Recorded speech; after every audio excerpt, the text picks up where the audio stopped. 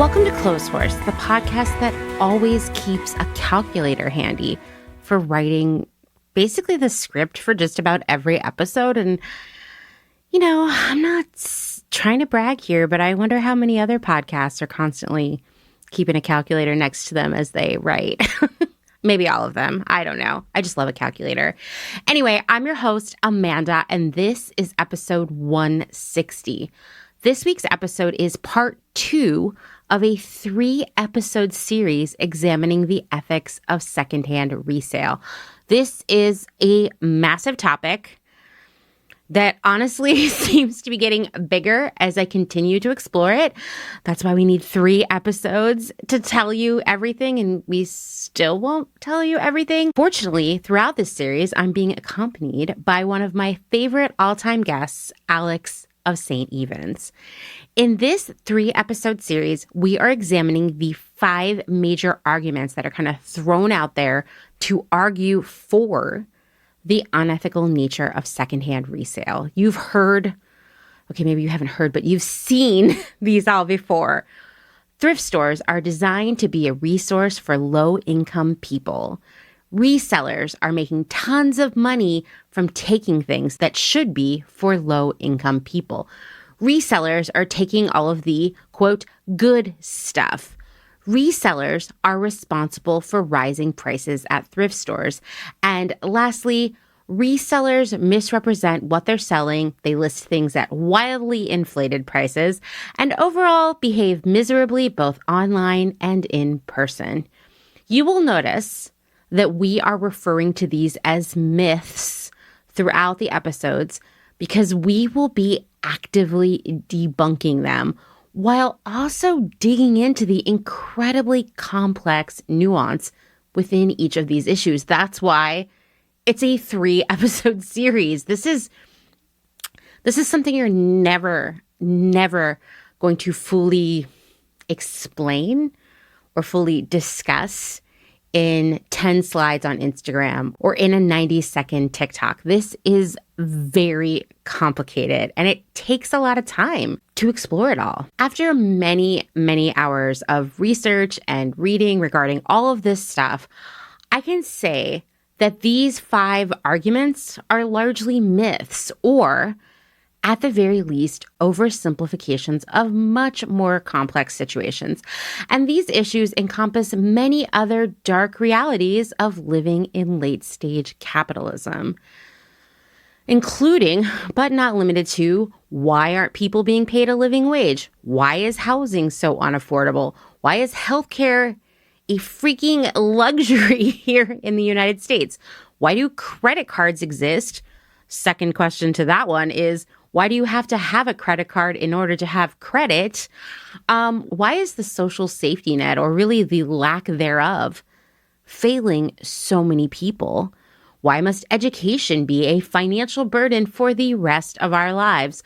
Why do so many of us have to work multiple jobs just to survive? And lastly, why is the fashion industry making billions, just billions of dollars, churning out clothes that are so low quality, no one wants to wear them for very long when they're brand new, and definitely they don't want to buy or wear them secondhand? Whew. That's just the beginning of the list too, really. I could do this all day. In last week's episode, we tackled the first 2 myths. Thrift stores are designed to be a resource for low-income people, and resellers are making tons of money from taking things that should be for low-income people. I recommend going back and listening to the first part of this series if you haven't already, because really all of the pieces are going to fit together. I planned it that way. So to get the full effect, to know where we are in this episode, it's important that you listen to the previous one. In this week's episode, part 2 of 3, we will be unpacking 2 more myths. Resellers are taking all of the good stuff, and resellers are responsible for rising prices at thrift stores. Alex and I were incredibly detailed about our research and preparation for this series, but I've also been doing even more research for a series that is running in tandem with this one for my other podcast, The Department. That mini-series is all about the history of secondhand shopping as a social and retail trend. And it's been so fascinating, so illuminating, so thought-provoking for me.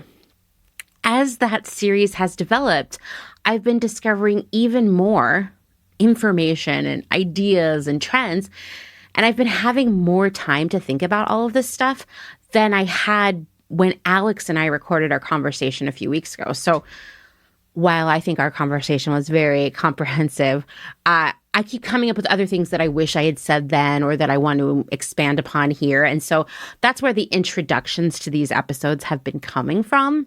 The first myth that we're going to be tackling in today's episode is that idea which I see all over the internet all the damn time, including in the comments section on Clotheshorse Instagram posts, is that belief that resellers are taking all the good stuff.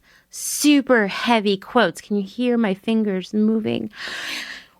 We're going to break down all the reasons why it might feel this way, but not be completely true in our convo. But there's something I touched on briefly when we talked, but I didn't go into too deeply because I hadn't yet written 2 32-page scripts for the department yet. And it kind of added even more color to this idea, even more history, and it made me aware of even more of a trend within the secondhand realm that has been coming up time and time again. In fact, so much time and time again in the 30s, then again in the 70s, again in the aughts as the Great Recession was in full swing, thrift stores have seen 2 things happen when the economy is not good. Their sales go up because more people have less money for the things they need. Check, totally makes sense. And the volume of donations goes down, which does, when you really take a step back, just take like 5-10 seconds to think about that, you're like, yeah, that also makes sense. There are 2 primary reasons for the reduction in donations. First, people hold on to their stuff longer because they have less money to buy new things. And secondly, people will try to resell their unwanted items on their own to make a little bit more cash rather than just like straight up donating them when then no money comes back into their pockets, right? In the 1970s, people opted to sell their things at yard sales and flea markets. And thrift stores felt that decline in donations. In the aughts, people were now living in the internet age, so it was even easier to resell their things on their own via eBay and Craigslist. If they wanted to make selling their stuff even easier while making, a little bit less money, they could go to any number of consignment and sort of like buy, sell, trade stores that were on the rise in that time period. And that included places like Buffalo Exchange and Plato's Closet. These buy, sell, trade retailers saw huge growth during the first 10, 15 years of this century as people were like, wait, I could make money off of the things I don't want anymore. There were also, at that point in the aughts, similar places for selling children's clothing, records, books, sports equipment, and music equipment. There is no way that thrift stores didn't feel a shift in what they were receiving at that point via donation, even with just a subset of the population starting to resell their stuff to these stores rather than dumping it in the donation bin. During those years, during the aughts, and well, kind of like my whole life, I've moved around a lot for my job. And so I don't want to brag, but I'm practically an expert in paring down my belongings in a way that gets maximum cash back into my pocket. In the past, I would start by taking my clothes to Buffalo Exchange or something similar. And whatever they didn't take, I took to another buy, sell, trade store that was out in the suburbs where they kind of took different stuff, right? Whatever was left after that, I might sell at a yard sale for super cheap. I would let my friends take anything else that interested them. And anything left after that went to a free box outside my apartment or off to a thrift donation bin. The point is that many of us have these different paths this is what you do when you're part of the working class, right? You need every cent that you can get, right? We can't just like buy and throw. Although a lot of people do. I often find myself comparing the 2020s, which is, I suppose, what we'll call the decade we're living in now, even though it's not very creative. I often compare the 2020s to the 1970s, politically, economically, and socially. And once again, we're in this time where people need every last dime. Straight up giving something to a donation bin seems wasteful. And now it's easier than ever to get a little bit of extra cash by selling these things. We still have the buy, sell, trade stores, who I'm sure are feeling the impact of all of those online platforms now. And then the list of ways you can sell your stuff online just grows every day. Let's see, we got Poshmark, Depop, eBay, Etsy, Mercari, Vinted, Facebook Marketplace, a personal favorite in my household, Craigslist, Nextdoor, Discogs, which is just for records, Reverb, which is for music equipment and definitely used a lot by one Dustin Travis White. That's just the beginning of this list. And more people are opting to rehome their things in their community via buy nothing groups, clothes swap, and mutual aid. Or they're just holding epic yard sale estate sales. What this means is that probably the least desirable stuff is making its way to the thrift stores, at least in the middle class, working class neighborhoods. And what I mean by that is the stuff that wasn't good or best enough to be sold through any of the various channels that I just listed. You know, something that has become very apparent during my research for this series and for the department is that thrift stores sort of rely on overconsumption for their business model. And this goes back basically like 100 years. It's not that they're looking for their customers to overconsume per se, although it does help, but rather their donors, as in the people who are donating the product, need to be overconsuming in order for thrift stores to succeed. There is a direct correlation between shopping and donation. If donors are constantly buying new stuff and upgrading their furniture and home goods and electronics and everything else sooner than necessary, then the thrift store benefits from a steady flow of newer, constantly increasing inventory. And the relief of donation makes buying new stuff easier than ever because you don't have to deal with the burden of the old stuff. In a time where more and more people are cutting back and or trying to turn unwanted things into cash, it is the wealthiest donors who have to do neither of these things. It allows them to rely on the ease of dumping their stuff in one foul swoop at the thrift store. The thing is, and this definitely alarms me, that despite more and more people selling and rehoming their so-called best stuff rather than donating it, thrift stores are still seeing all-time record high donations. It was different in the previous decades I mentioned earlier, like the 70s and the aughts. In those decades of economic difficulty, thrift stores saw their donations decrease by as much as 10 to 20%.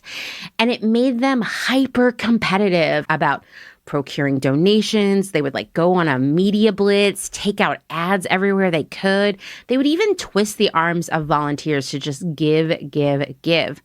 This time around, thrift stores are still receiving a constant deluge of donations, but so much more of it is low quality or undesirable, often even straight up trash.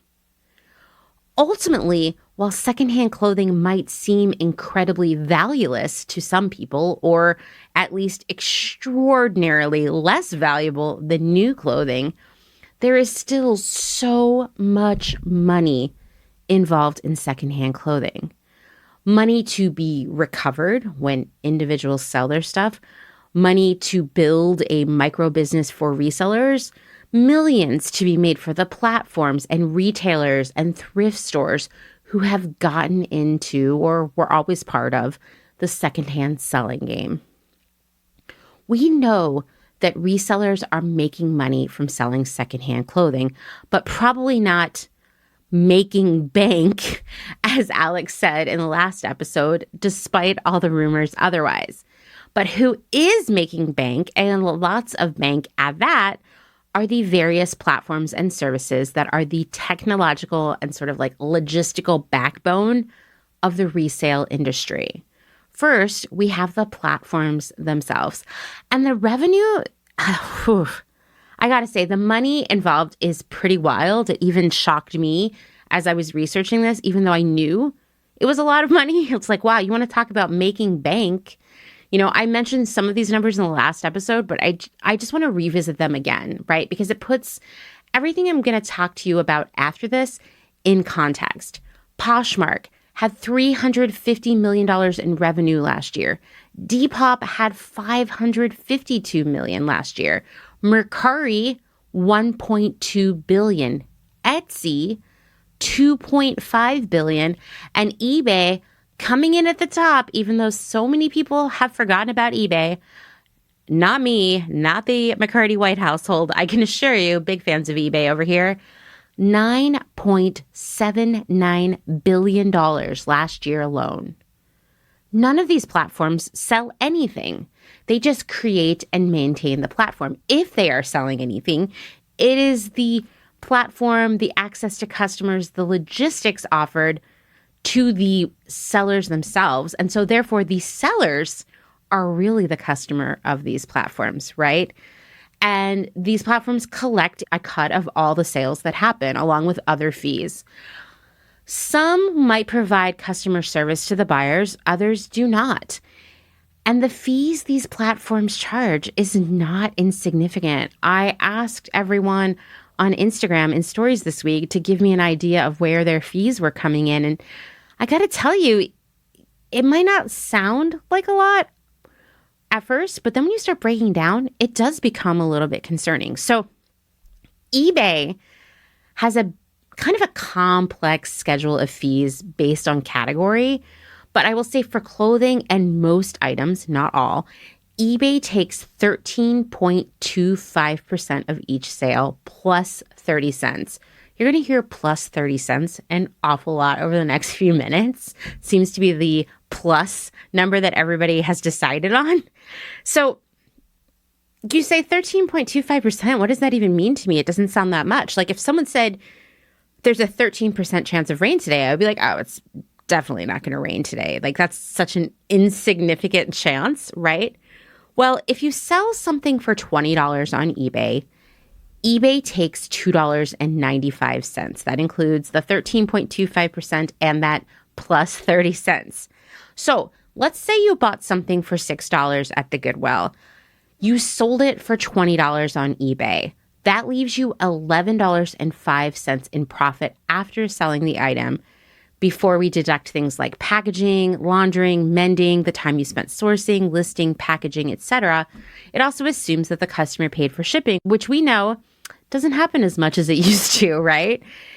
If you sold that item for $10, trying to keep it more in line with the price at the Goodwill, because you don't want to be accused of gouging here, right? You're left with $1.05 after eBay's fees, the cost of that shirt in the first place. And that also assumes that the customer paid for shipping. $1.05. That's not even worth your time at all. So you can start to see why resellers are marking up significantly beyond the thrift store prices. Yet one can argue that even that $20 price is a hot deal for something you don't have to find on your own, and it shows up on your doorstep clean, mended, and ready to wear. Well worth $20, right?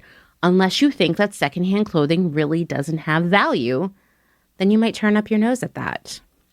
Okay, how about Poshmark? It gets even more complex. Maybe complex isn't the word I'm looking for. Depressing when you look at Poshmark. So for all sales under $15, Poshmark takes a flat commission of $2.95. That means if you sell something for $10 on Poshmark, that fee is almost 30% of the sale value, which is pretty exorbitant. That means if you buy that shirt for $6 at Goodwill and try to sell it for $10 on Poshmark, you're once again left with like $1 when the transaction is complete. That assumes that the customer paid for shipping. For sales of $15 or more, you get to keep 80% of your sales, and Poshmark's commission is 20%. So if we take that $6 shirt from the Goodwill as an example yet again, are you tired of hearing about it yet? Should we change it to a skirt the next time? I don't know. Anyway, if you sell it for $20, you give Poshmark $4. And after the cost of the shirt, you're left with $10. But if you offer free or discounted shipping, you're basically giving away most or all of that $10. Maybe then you decide to raise the selling price to $30 to help cover that free shipping and still make more than $1 or $0 off of this transaction. Poshmark will take $6 of that. You give Poshmark another $8 for the free shipping. And after you deduct the price you paid for the shirt at Goodwill, you'll be left with, once again, $10. And that's supposed to cover all of your labor. Maybe that is why very few people are making bank off of resale, because you have to pay taxes on that $10. You have to pay for your computer, internet access, lighting, backdrops for your photos, maybe models. Oh, so much more. We're going to talk about it in a few minutes. But let's pretend that you don't have to pay for anything else out of that $10 and Uncle Sam doesn't know a thing about it. You then have to sell, if you get to keep that $10, 200 items per month to make $2,000, which is still only $24,000 a year. That's before taxes and includes no benefits like health insurance, sick days, paid time off. Basically, the spoiler here is that that's not a living wage, because we don't live in a world where you don't have to pay taxes, where you don't need health care, where you don't ever get sick. I wish all of these things were true, but we can't avoid these things, is the moral of the story. You can't, as a reseller, make a living sourcing from the Goodwill, or most thrift stores at this point, then selling on these platforms and only charging $20 to $30 per item, while also giving customers the oft-demanded free shipping. It's no wonder then that the majority of resellers don't, and I mean that don't, all caps, source from thrift stores. Yes, some do. I don't know how they make it work financially, to be honest. It doesn't make good financial sense. Most resellers find their inventory at the bins, which are the Goodwill outlet where items are sold by the pound. It's kind of the last stop before the landfill or the place where they're all going to get shredded up. They also source at estate sales, yard sales, rag houses, auctions, and via companies that sell by the lot. If you've decided as a reseller to skip the platforms, you can sell on your own website or via Instagram. But don't worry, there's someone else to take a cut there. It's the payment platforms. Alex uses Shopify, which makes its money two ways from her. First, there is the hosting fee that is a flat rate depending on the plan she uses. That can be $29, $79, or $299. The platform also takes a cut of each transaction, ranging from 2.4% to 2.9%, depending on the plan, along with 30 cents. That 30 cents always showing up to join the party here. For people who sell on Instagram, Venmo takes 1.9% of each transaction, plus, guess what? Not 30 cents, 10 cents. Venmo actually seems to be the best deal here. PayPal takes 2.9% plus, of course, 30 cents per sale. This stuff adds up, and I have worked with resellers both as a consultant and during sessions of Small Biz Big Pick, which are the business classes I teach with my friend Courtney of Sonic Wave Vintage. And I will tell you, these fees, the shipping, all these other costs, it's what I call death by 1,000 paper cuts, because they just chip away at someone's ability to make a living. Selling on your own outside of these platforms can save you fees, but then you're responsible for hustling twice as hard to bring people to your website or your Instagram profile. It's not easy either way. And even still, sourcing your inventory at thrift stores probably won't make financial sense either. So there's just... resellers are not taking all the good stuff out of the thrift stores, everyone. I want to be clear here. I'm sure there are some that are sourcing there and you see them.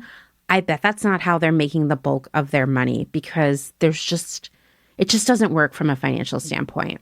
And here's another thing. everything is being sold to us at a markup. As Tamara of Venus Vestiaire said, although vintage sellers are labeled as resellers, everything is resold to us. Everything is marked up at any retail store we shop at, even at the grocery store. And my friends, I will tell you, I have been working and buying for close to 20 years now. And wow, that went way faster than I thought it would. And the thing is, all retail is resale. Stuff costs one thing, but sells for another price. Ask me about the time my sister's boyfriend tried to explain that to me as if I haven't been building a whole career out of it. He literally said, "You're not going to believe this, but when you go into a store, the price you pay for stuff isn't the price the store paid for it." Go on. Tell me some more. Did I mention what I do for a living? Okay, I didn't say that last part, but it was very awkward and I'm way too polite. I just kept being like, wow, no way, interesting. Anyway, retailers mark stuff up, of course, to make profits for shareholders and executive bonuses, but they also have overhead expenses to cover via these sales. They need to do more than just sell it for the cost of making it, because then they can't pay all the other bills, right? These are things like salaries, rent on stores, offices, warehouses, utilities, equipment, and office furniture, and store fixtures and trucks, and on and on and on. And resellers, just like retailers, have their own expenses. In fact, now that we've uncovered the fact that all retail is resale, maybe we need a new name for it. If you have a new name idea, send it my way. You know how to find me. When you buy something from a reseller, you're covering a lot of different things that contribute to the cost of that item beyond the price the reseller paid when they sourced it. This is just how business works, right? There's the gas used on sourcing trips, along with the reseller's time spent sourcing. Any laundry or mending, including the time and materials needed to do that. The time spent listing, measuring, and photographing an item. Of course, there's all those listing fees. There are the tech and apps involved in running a small business, from subscriptions for photo editing, website hosting, creating social media content. There's your computer, your phone, your internet access, printer, paper, electricity. Of course, there are taxes and free shipping if it's included for the customers, which it often is. And I'm here to tell you that only 3 things in life are certain: death, taxes, and that shipping is never free. There's also packaging, shipping labels, trips to the post office. This is just the beginning of the list. Hopefully now you're starting to see why resellers are charging more than, say, the Goodwill, who, by the way, got all its products for free. And once again, resellers are providing a service of convenience, assortment, and accessibility. You can also see why no one is getting rich from resale except for the platforms. Well, other companies are getting rich too, like the shipping services, for example. I know many of you use Pirate Ship. I use Pirate Ship. How do they make money? It is not from sailing the high seas and stealing from the rich and giving to the poor. I realize I'm combining 2 characters at once here. No, they negotiate a bulk rate with the USPS and UPS and any other carrier that is below the standard sort of like market rate.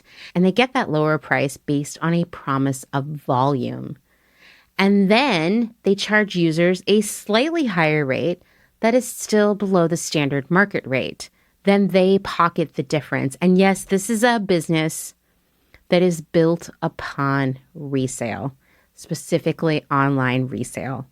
I can assure you that Pirate Ship would not exist if it weren't for all of the packages of secondhand items being shipped all around the world every day.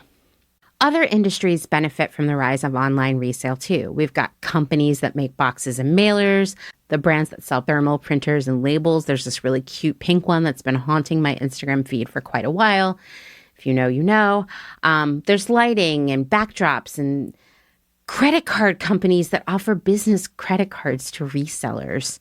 There are photo editing apps. I mean, there's just so much more. This is, once again, just like the beginning of it. Gosh, probably like the printer ink industry benefits from resellers. There is so much money in resale, and shockingly, or maybe not at all, Only the smallest part of it seems to go to the actual resellers.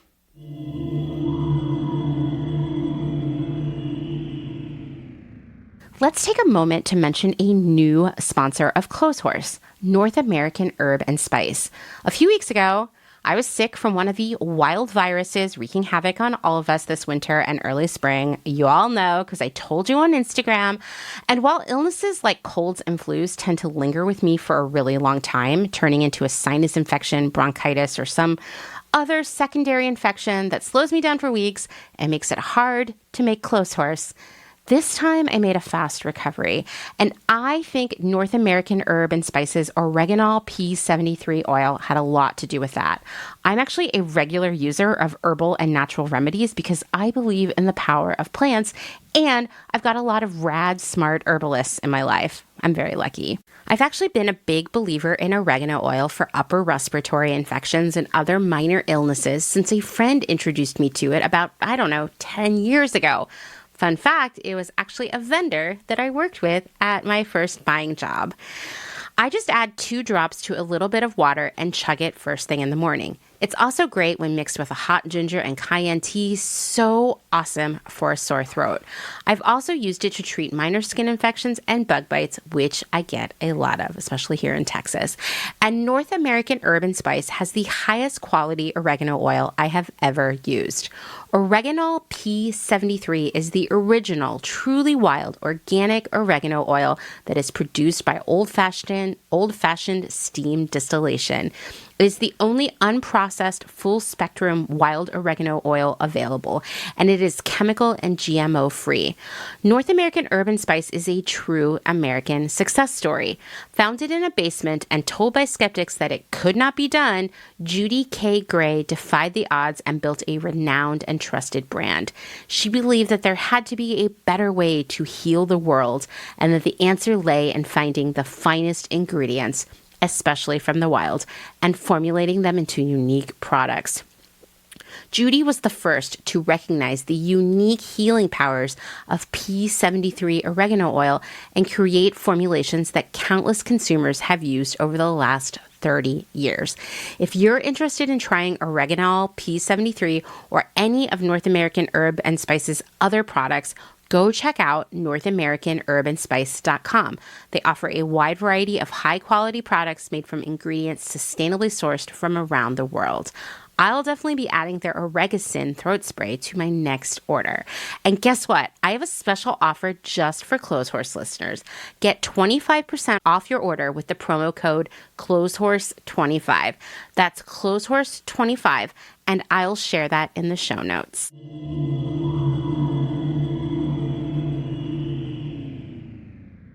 Okay, well, are you ready to get back into my conversation with Alex? We still have so much to cover, so let's go.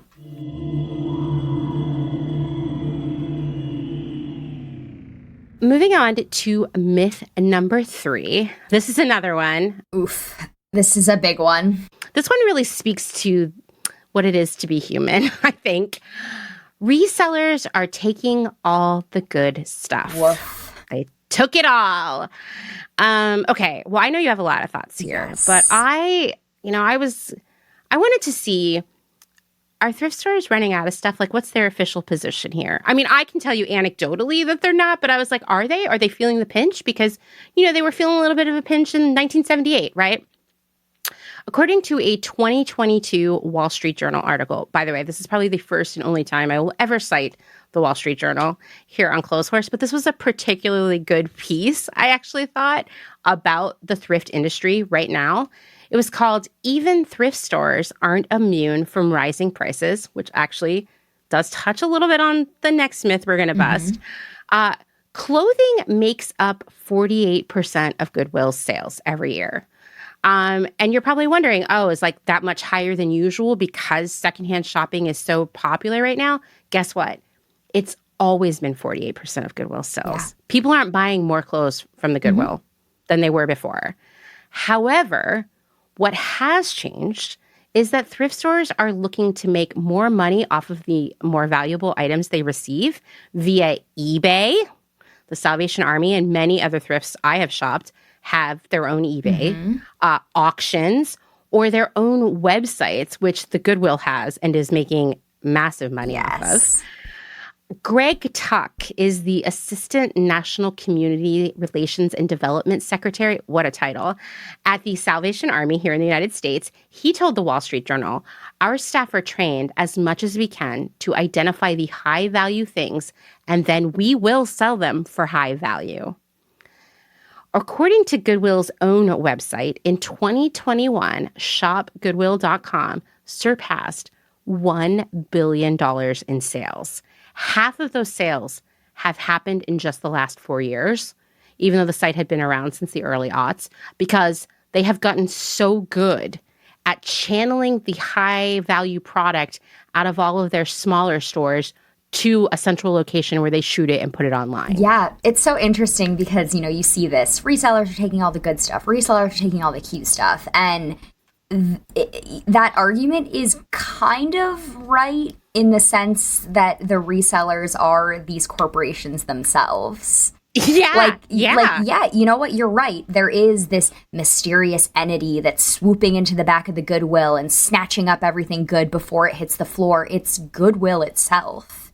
It's not like some random individual coming into the store. It is the corporation asking their employees to filter out the items that are designer, are like valuable and rare, and put those things on their own website so that they can increase their profits.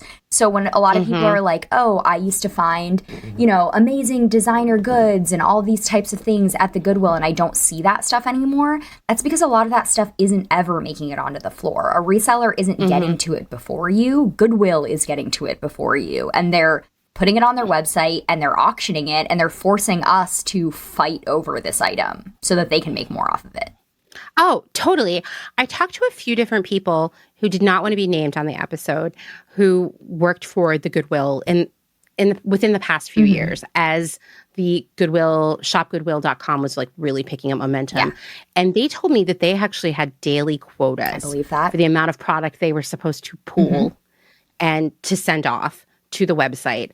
And I mean, obviously you can't control what you're going to get each day, but if they were not meeting those quotas, they would face disciplinary action, more supervision, definitely everything that they pulled to go out onto the floor, like before it could go out on the floor, had to be inspected by a supervisor to make sure they hadn't missed anything of higher value that could be sent to shopgoodwill.com. Interesting. And honestly, I don't blame the people in those positions for not wanting to publicly come out and say that that was their job.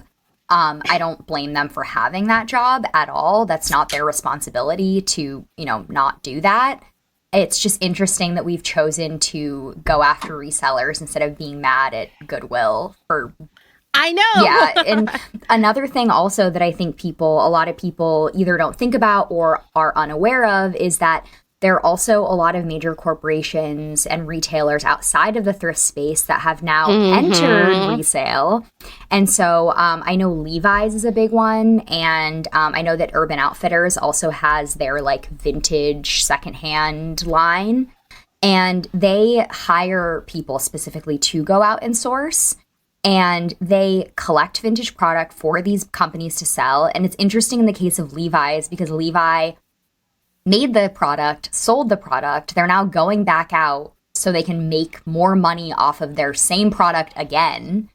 And these buyers have way bigger, bank accounts and access to resources than the average reseller does. When I go out and buy, I don't have a corporate card. I don't get to just swipe up as much stuff as possible and just, money doesn't matter. I can spend as much as I want. That is not the case for the average reseller, but people working it for these corporations to source secondhand do typically have enormous budgets to do that. So they can go into a rag house or a thrift store and buy every single pair of Levi's in the store. Yeah. And also, you touched on Urban Outfitters, and there are a few other retailers who kind of have permanent secondhand or vintage sections in their stores or selling a lot of reworked stuff. In the case of Urban Outfitters, it's all of those things. They are literally buying that stuff by the pallet. If you want to talk about someone taking all the good stuff, Let's talk about companies buying entire pallets of desirable product for pennies on the dollar, and then reselling it to you basically at the same price of a brand new product or higher. And then, I think that just brings us back to our point of, while I do disagree with a lot of the morals behind these corporations that do this stuff, even if they are buying up pallets and pallets and pallets, there is still too much stuff. There is still an endless supply of stuff. Yes. Which brings me to another great quote from that Wall Street Journal article, which I hope to never, ever again attribute a great quote to the Wall Street Journal. But this was this was great. This surge of flip-happy prospectors has ignited fears, particularly on Gen Z's favorite social media platform, TikTok, that thrift stores may get cleaned out of their inventory, leaving frugal shoppers with nowhere to shop. Companies that operate thrift stores dismissed these concerns. I don't think we'll ever be in a place where we don't have stuff, said Mr. Tuck. That was the guy from the Salvation Army. He noted that the Salvation Army received $68 million worth of donations just during last year's Christmas season. He said, part of our culture in America is that we are consumers and we are replacers, and we just hope that the public always sees us as a viable place to make those kinds of donations. Yeah, that's the thing. There's no shortage of stuff. Everybody I've talked to, even well before this episode was a glimmer in our eyes, who has worked in the thrift store industry, has told me that only a small percentage of the stuff that a store receives on any given day ever makes it out onto the floor. And an even smaller part of that actually goes home with someone, because there's so much product coming in that they have to constantly clear out what's on the floor to make room for the new stuff that came in. There is no shortage. There really is not. There really is not. So we have some more messages from different people. One is from Aimee. Her business is called I Need More Vintage. She said, if we're running out of secondhand clothes, how come there are no empty thrift stores? The thrift stores are packed all the time. Think about the fact that Goodwill has outlet stores. They have so much stuff that won't fit into or can't be sold in their stores that there is an off-price store to get rid of donations. Bonkers. I shop there and you can tell that there are bags and bags of stuff that never even got sorted because they are in closed bags, knotted up like they just got donated. And that is the fact. Yep. As I have been to the bins enough times to also recognize that some of the stuff, no one ever even looked at it. It's just too much. And I want to remind you that a lot of the larger thrift store organizations and chains are actually selling off their excess because there's just too much. We're talking like someone in my life who worked at a small town Goodwill, a couple huge trailers, like tractor trailers of product shipping out of their store every week. Oh yeah, I believe that. It's wild. So Maria Eisen has worked in thrift stores for 14 years. She's also now a reseller. She said, the first thrift store I worked for, I started in the early 2000s. And during the 9 years that I worked there, I saw the good, the bad, and the ugly of this industry. We were a self-contained nonprofit, but the stores expanded too fast and the warehouse had a hard time keeping up. When people say there's no good stuff in there, I'll tell you it's 80% of the time because the donations aren't being sorted well. Either there's not enough staff, or the sorters aren't giving guidance as to what to prioritize, or they focus on corporate donations of new goods. There's a disconnect with the people who run thrifts, upper management, because they want something more scalable and predictable than is realistic. They want to project numbers and growth and create sales goals, and that's really hard on merchandise that can't be predetermined. So they rag out bags and bags of regular donations in favor of like a Zara donation where they can feel like its outcome is more predictable, except it's not what the customers want. Prices start to rise because aside from the fact in New York City, at least the commercial rents are even more out of control than residential, the store needs to meet some sales goal upper management gave them and thinks that maybe they can price gouge their way to it. None of this has anything to do with resellers. The store I worked for had heavy reseller business, more so in antiques and jewelry, and I can say we still often had plenty of amazing stuff coming in for everyone until decisions made by the board hobbled our ability to do so. Resellers aren't buying up all the good stuff. These days, not much good stuff even reaches the store. There is also the reality that the percentage of really cheap, crappy clothes getting donated has increased exponentially. Back in 2005, when I started at this place, the cheap clothes were way nicer than 80% of the clothing is now. And when I was a teen in the 90s, the quality was even better. The race to the bottom in the fast fashion industry is hurting thrifting too. And I was just like, slow clap, because this is the reality. Like, I remember the first time I saw something Shein at the thrift store, and I was like, whoa, I've heard about Shein, and now I go thrifting, and it's like 25% of the stuff on the racks. Everything I pick up is Shein or LuLaRoe, I swear. Oh my God, the LuLaRoe, it just keeps coming. Yeah. But I mean, I think so.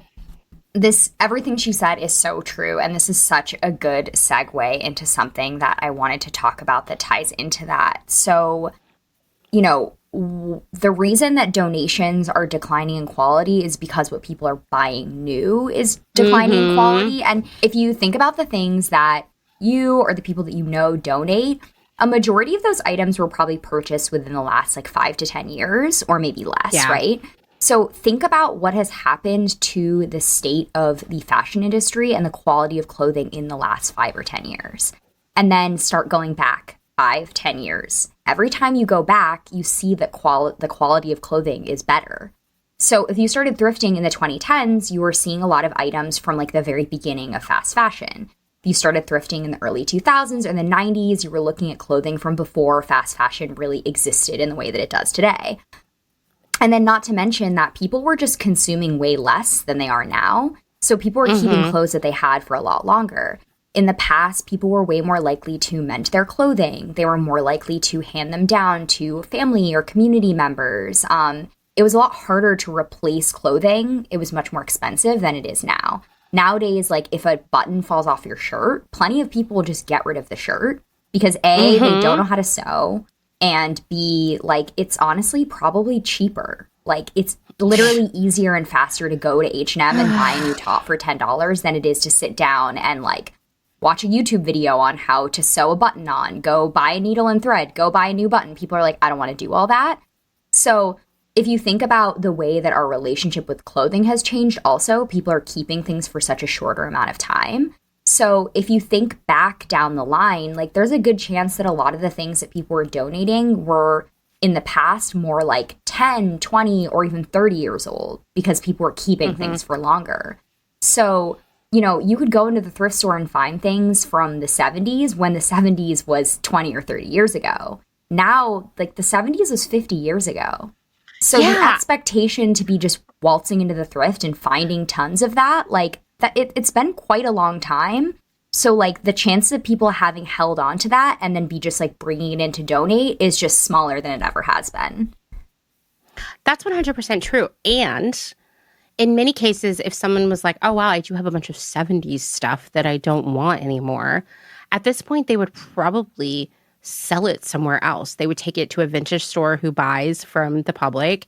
They might try to sell it themselves online, or they would give it to someone they know to resell it. They're not, it kind of takes me back to what we were talking about in the late 70s, where people were selling stuff themselves rather than donating it because they needed the money. Yeah, absolutely. And just, you know, there's way more accessibility now. People have options besides just dropping stuff off at the thrift store. And I feel like this is just something that a lot of people don't think about, and we haven't thought about the ways in which the industry has changed so much and how our buying habits and how the habits of how the stores operate and the kind of product they're making it's all, you know, it goes downstream, and that just really affects the quality of what we're seeing at the thrift stores. Yes. I, once again, a couple years ago, saw one Shein thing at the store and was like, oh, that's so weird. Now there's so much, and Shein hasn't been around for that long, which just shows how fast people are cycling through these clothes. I mean, I want to say the first time that I'd ever seen something Shein at the thrift store, because like you said, I remember it being kind of like shocking, being like, oh, wow, this, because I knew it was so new. And I want to say that was probably like within the last 5 years. And then like you and I were just saying, the amount that it's now proliferated what's in the thrift store, like that's alarming. That is a very large amount of stuff to be going in and like flooding the racks within such a short amount of time. What we see in the thrift store is always going to be a function of the climate that we live in at that point. And this is where we are right now. I remember 10 years ago, it felt like anytime I saw something cute at the thrift store that like had a vintagey, like pre-70s vibe, I would look at the tag and it would be from Old Navy. And I would be kind of like, Old Navy, why do you do this to me?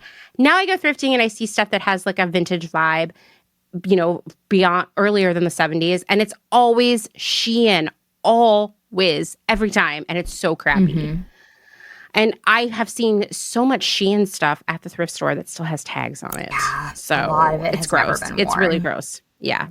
It's same for the LuLaRoe. Yes. LuLaRoe, I feel like the founders of LuLaRoe need to be like on trial for like environmental crimes at this point. I mean, someone should be held responsible. And I really don't think that the people who are conned into participating in the MLM are the ones that should be to blame there. No, definitely not. And I just cannot believe, doesn't matter where in the country I am, there is so much LuLaRoe in every section of the thrift store. It's very disturbing. Dresses, pajamas, leggings, T-shirts, kids, you name it. It's horrible. Okay, well, Amanda is a former employee of a chain of secondhand clothing stores. And she said, we used to see hundreds of storage bins, trash bags, cardboard boxes of shoes, clothes, accessories every week. I'm talking vintage, brand name, things you've only seen in ads, to the point where even if something was top brand, it was kind of like, we can't keep it because the store is full and so is the 200-foot storage unit. This always struck me as someone who was working double shifts and couldn't afford a McDonald's meal. I just kept thinking this stuff has such a high value and we're saying no. Will it end up in the trash? I think that's another point is there's just so much stuff circulating out there right now. Yeah, I mean, in general, the sheer quantity of donations now is definitely a major issue. And like two of the people that you've read from have said, like that definitely plays a huge role in the declining quality of what we're seeing at the stores. You know, the average consumer is purchasing over 70 new items per year.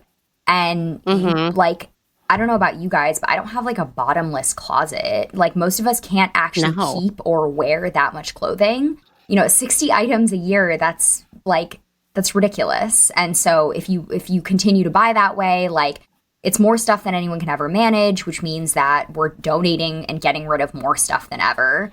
And like someone else mentioned, like these thrift stores are just trying their best to keep up and sort through stuff. And the reality is that a lot of things that are vintage, a lot of things that people would find desirable are actually more likely to be damaged. And they're also more likely to have a brand name that isn't going to be recognizable to a lot of consumers or to a lot of employees at thrift stores.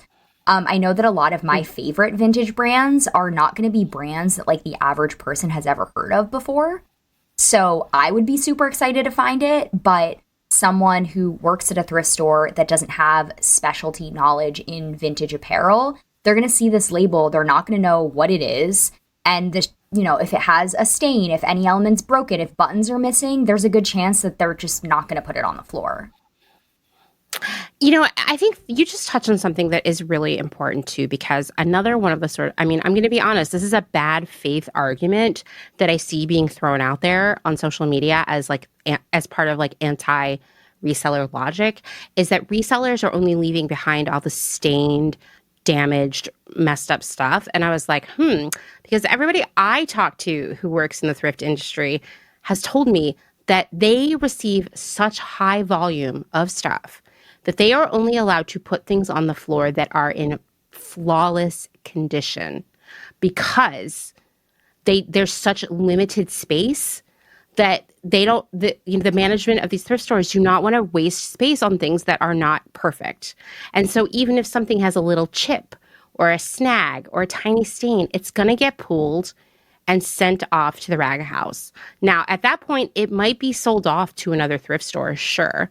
That stuff is graded, and definitely Dustin and I are pretty convinced that here in Texas, that the chain of Texas thrift stores is buying like the B or C rated vintage palettes, because we will see vintage in the vintage section that you'll be like, oh my God, this is so cool. But it's like, can we get the 95 stains out of it? Right.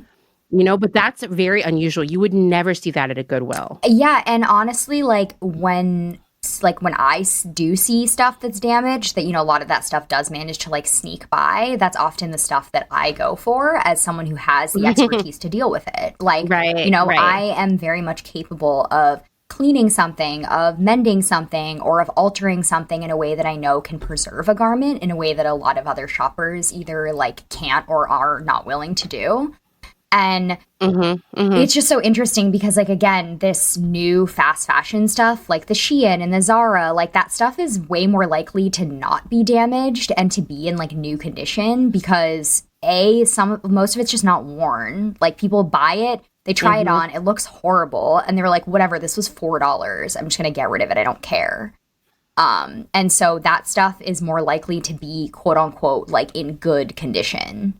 And so that's what we end up seeing. Yeah. Which is such a shame because that's not actually like what people want. I mean, that's the rub of it all, right?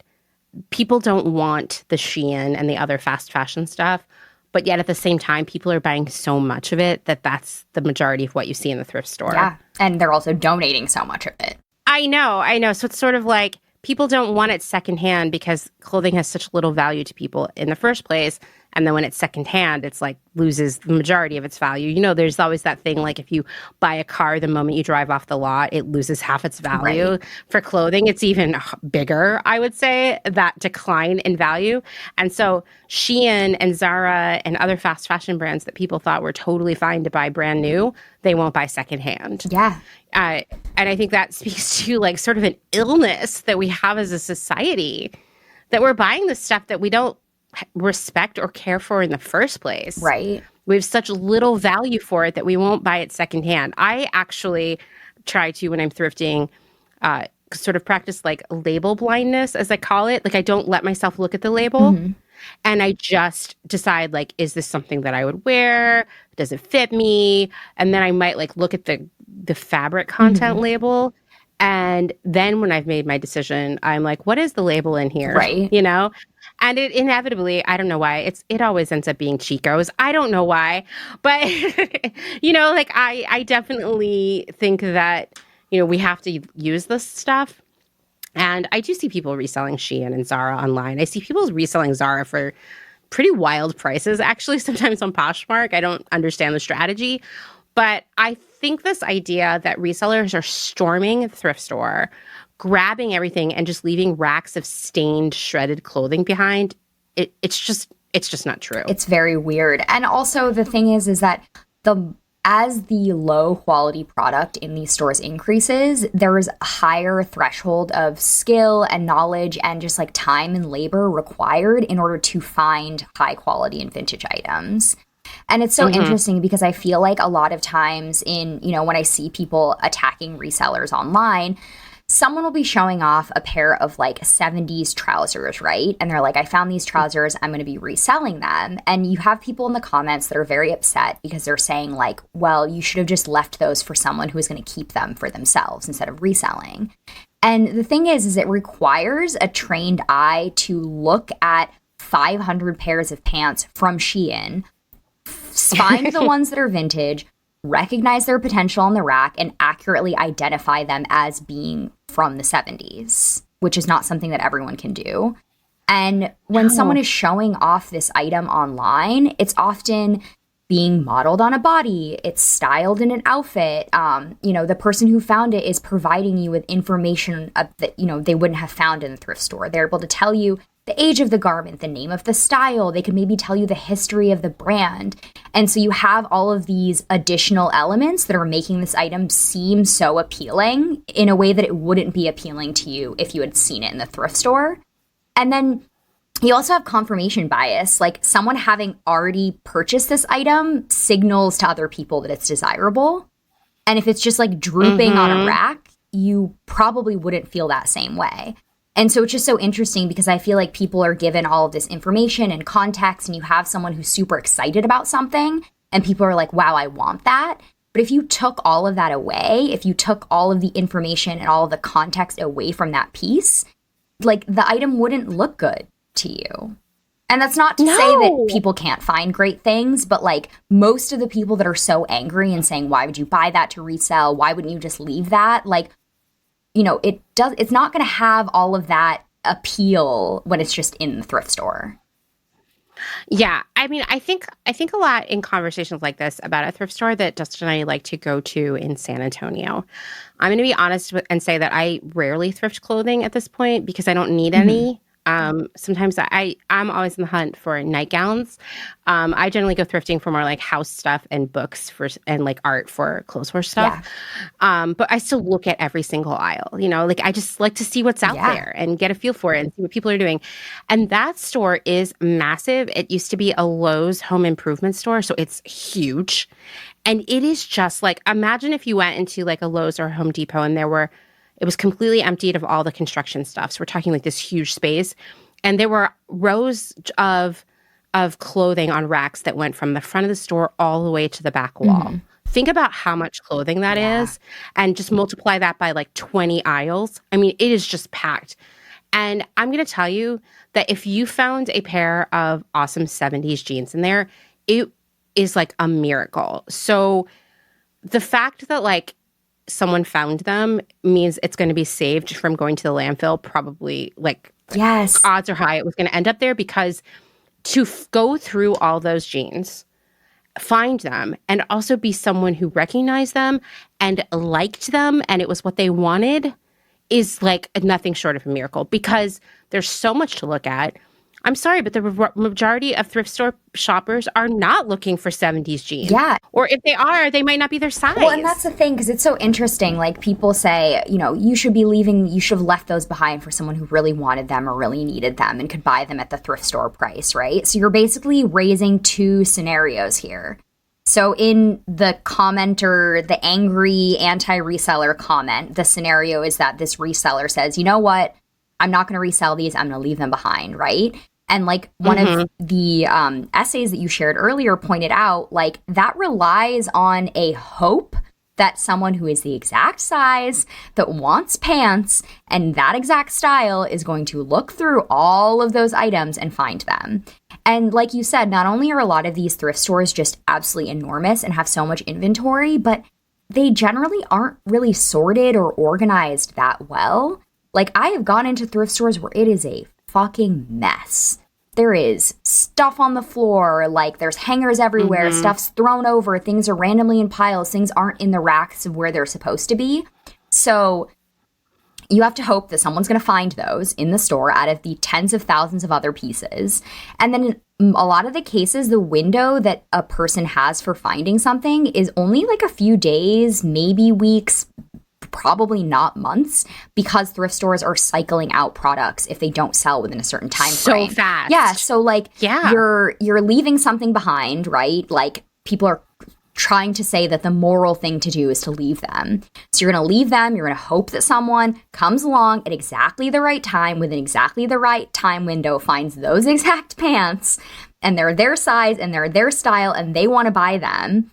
And if that doesn't happen, then now what? Those pants are going to be, there's a good chance those pants are going to go to a landfill. Yeah. And yeah, or they're going to get bundled up, shipped off to a textile recycler. Well, they will be pulled and sold to a vintage dealer. Right. And resold anyway. In which case, like, the outcome is the same. And then, so then you have the other scenario in which the reseller just purchases the pants because the pants are cool. In this situation, there is now a very, very good chance that that one person who is that exact size and wants that exact style is going to find those pants. And like, will they have to spend more money on it to cover the labor that the reseller did? Sure. But I personally feel that the cost of that labor is worth saving something that is probably irreplaceable. Like, a lot of these vintage items that are floating around, like, there are a limited number of those. And so when you leave something behind and say, I hope that someone else finds that, like, if no one does find it, that might be it. That might be the last pair of blue flares in a size medium from that brand. And they just are gone forever now. And now no one gets to have them. Versus a reseller saving them, selling them to someone, not only does that one person that bought them get to have them, treasure them, cherish them, but now those could live a life for who knows how long. If that person outgrows them, doesn't want them anymore, they could resell them. And so now you're keeping these in this cycle and you're saving something that like otherwise, like that's it. They don't exist anymore. I just don't think that risk is worth it. I don't think so either. I also just want to say, and I mean, I already know that you know this, Alex, but some listeners may not.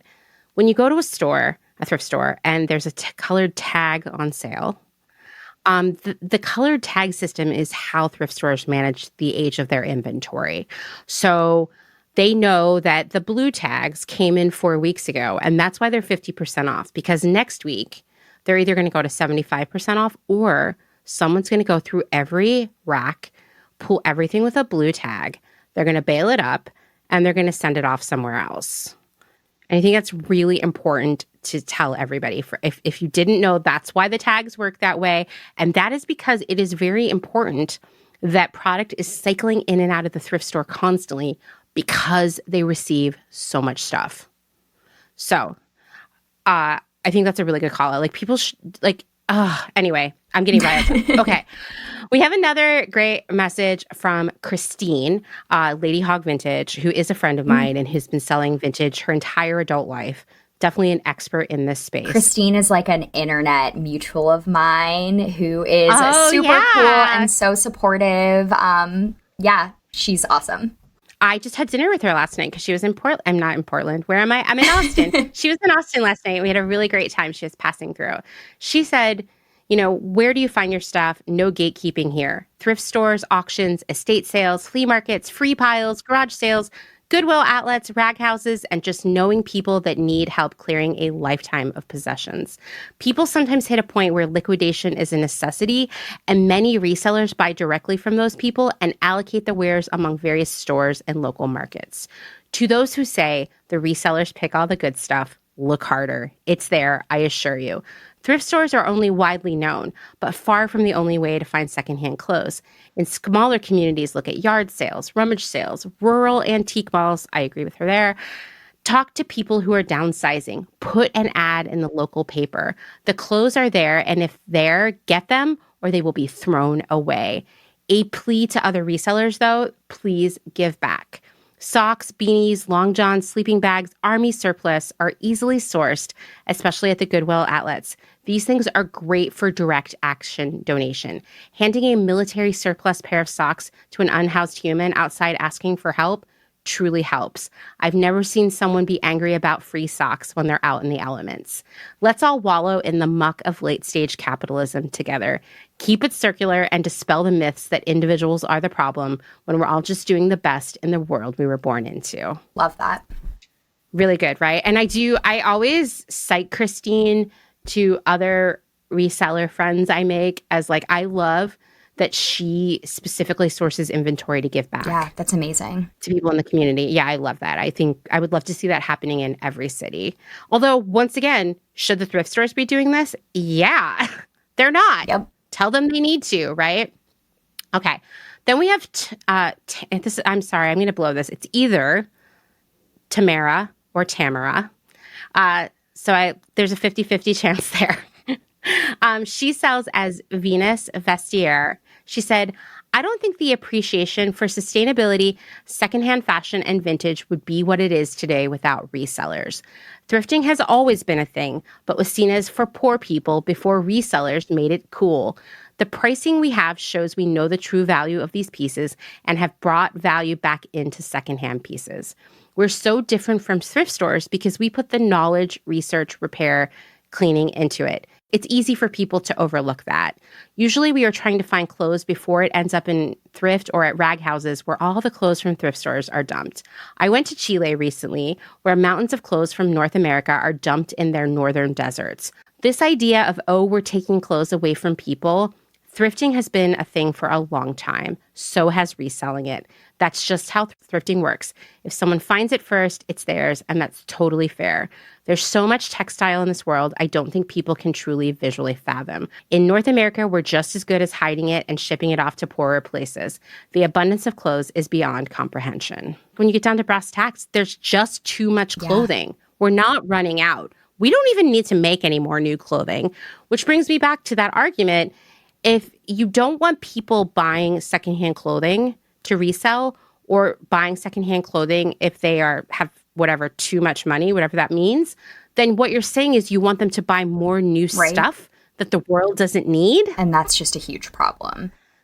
Huge problem. And I know that, plenty of people hear these arguments and they're still saying, okay, but like the good stuff, there's still like all the stuff that's being dumped, the stuff that's being thrown away, like a majority of it is fast fashion. It's low quality. It's stuff that people don't want. And I find it so interesting because this concept of what's good is so subjective. Yes. Everyone has a different taste level. There are things that people like and don't like, and that's outside of like brand or even fiber. Like there are plenty of synthetic fibers that I actually prefer and enjoy wearing, even though they're quote unquote like low quality or cheap.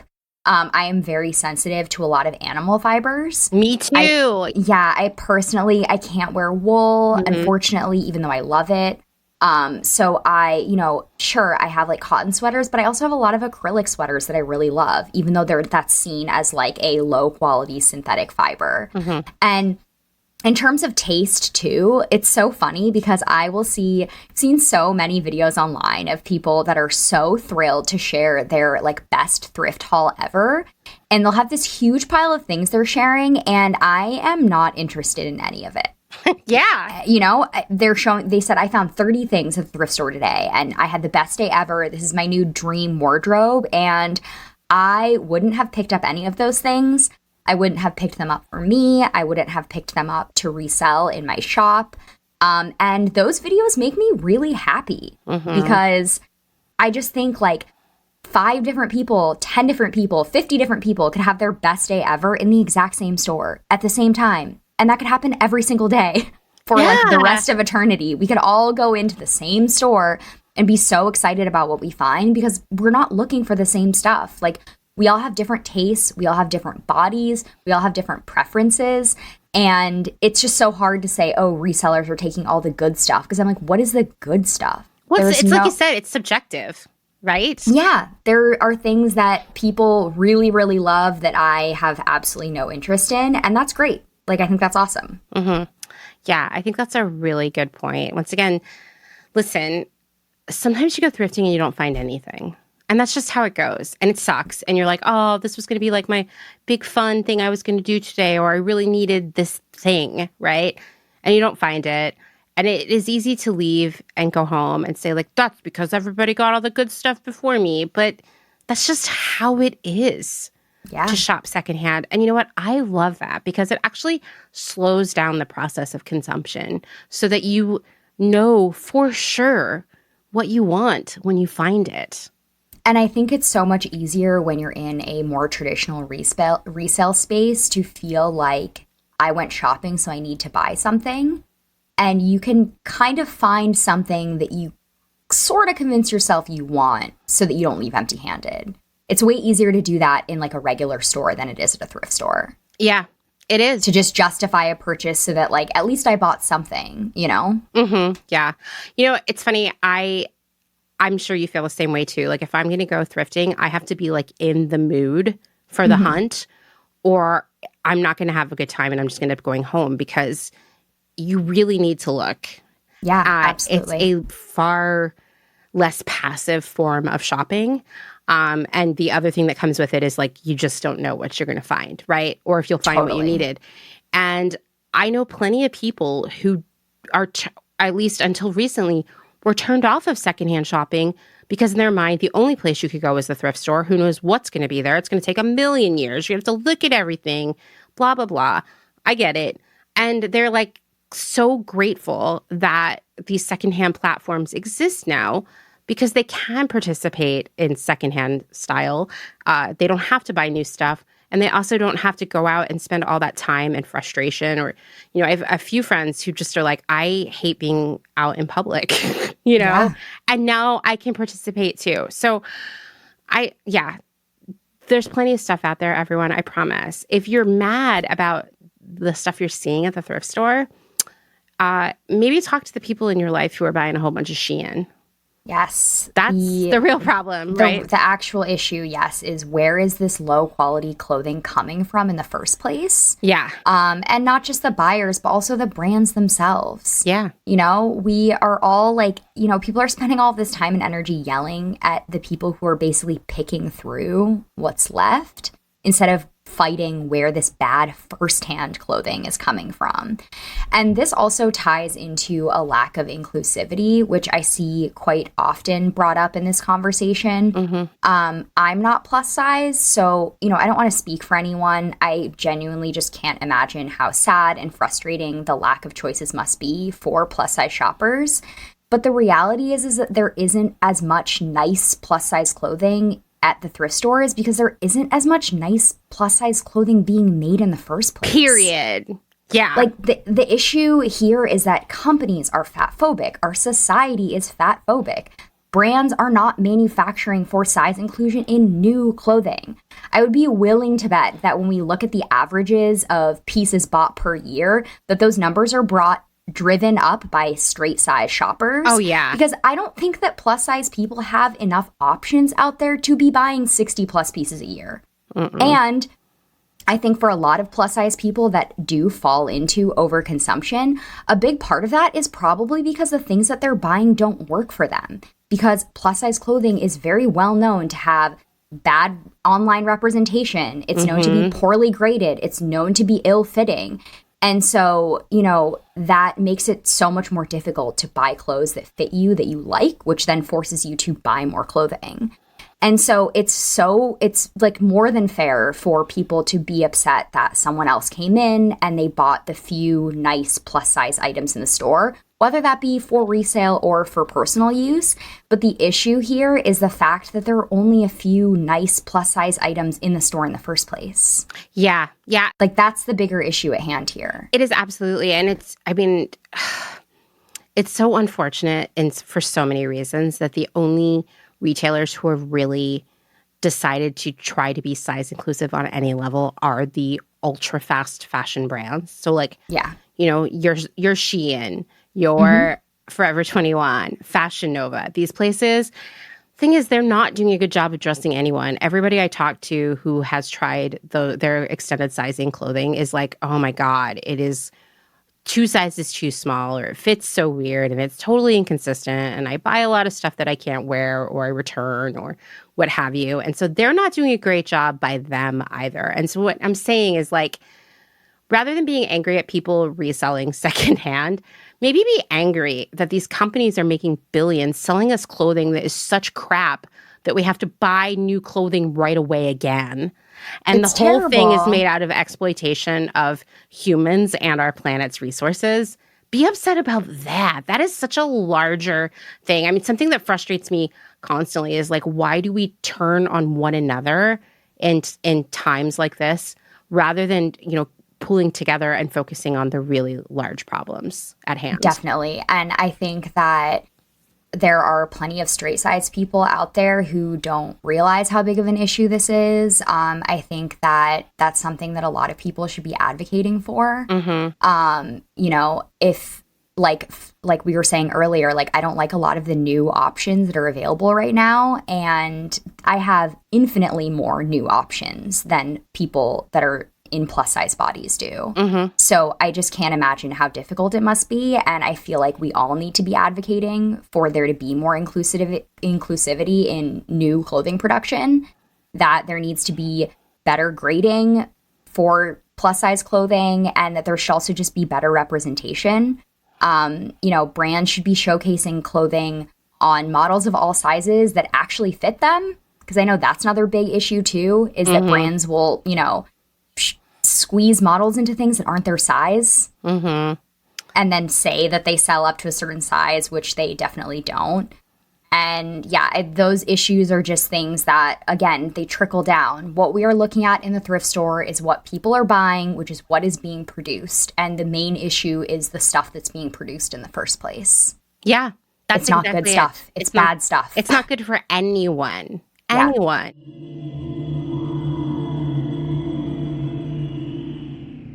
Let's take a moment to thank some of the incredible small businesses who keep Clotheshorse going via their generous Patreon support. Selina Sanders, a social impact brand that specializes in upcycled clothing using only reclaimed, vintage, or thrifted materials, from tea towels, linens, blankets, and quilts. Sustainably crafted in Los Angeles, each piece is designed to last in one's closet for generations to come. Maximum style, minimal carbon footprint. Shift clothing out of beautiful Astoria, Oregon, with a focus on natural fibers, simple, hardworking designs, and putting fat people first. Discover more at shiftwheeler.com. Late to the party, creating one-of-a-kind statement clothing from vintage, salvaged, and thrifted textiles.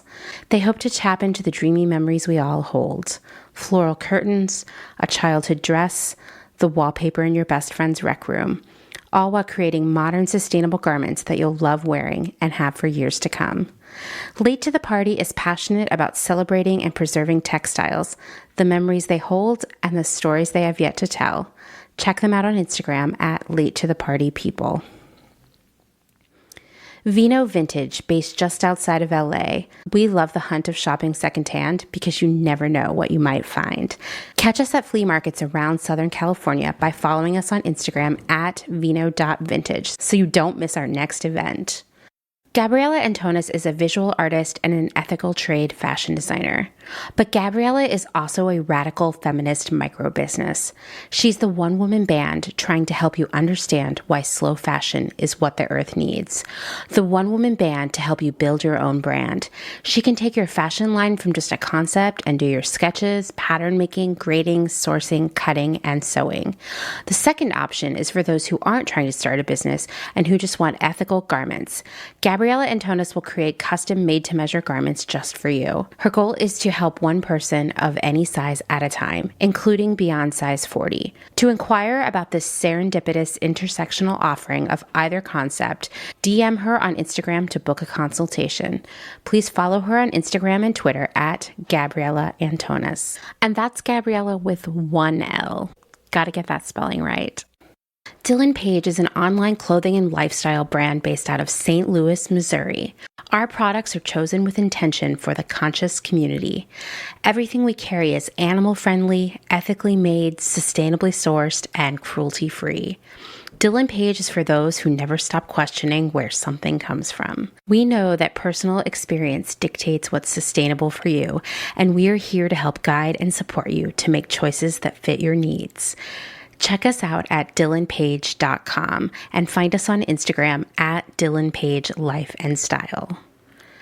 Salt Hats, purveyors of truly sustainable hats, hand-blocked, sewn, and embellished in Detroit, Michigan. Find us on Instagram at Salt Hats. Gentle Vibes Vintage. We are purveyors of polyester and psychedelic relics. We encourage experimentation and play not only in your wardrobe, but in your home too. We have thousands of killer vintage pieces ready for their next adventure. See them all on Instagram at Gentle Vibes Vintage. Thumbprint is Detroit's only fair trade marketplace located in the historic Eastern Market. Our small business specializes in products handmade by empowered women in South Africa, making a living wage, creating things they love like hand-painted candles and ceramics. We also carry a curated assortment of sustainable and natural locally made goods. Thumbprint is a great gift destination for both the special people in your life and for yourself. Browse our online store at thumbprintdetroit.com and find us on Instagram at thumbprintdetroit. High Energy Vintage is a fun and funky vintage shop located in Somerville, Massachusetts, just a few minutes away from downtown Boston. They offer a highly curated selection of bright and colorful clothing and accessories from the 1940s to the 1990s for people of all genders. Husband and wife duo Wiley and Jessamy handpick each piece for quality and style, with a focus on pieces that transcend trends and will find a home in your closet for many years to come. In addition to clothing, the shop also features a large selection of vintage vinyl and old school video games. Find them on Instagram at High Energy Vintage, online at highenergyvintage.com, and at markets in and around Boston. Vagabond Vintage DTLV is a vintage clothing, accessories, and decor reselling business based in downtown Las Vegas, Nevada. Not only do we sell in Las Vegas, but we're also located throughout resale markets in San Francisco, as well as at a curated boutique called Lux and Ivy, located in Indianapolis, Indiana. Jessica, the founder and owner of Vagabond Vintage DTLV, recently opened the first IRL location located in the Arts District of downtown Las Vegas on August 5th. The shop has a strong emphasis on 60s and 70s garments, single-stitch tees, and dreamy loungewear. Follow them on Instagram at Vagabond Vintage DTLV and keep an eye out for their website coming fall of 2022.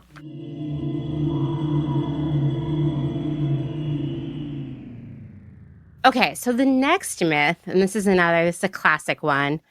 Resellers are responsible for rising prices at thrift stores. Oh, yeah. So I'm going to start this by saying that I have, now I've been thrifting for decades.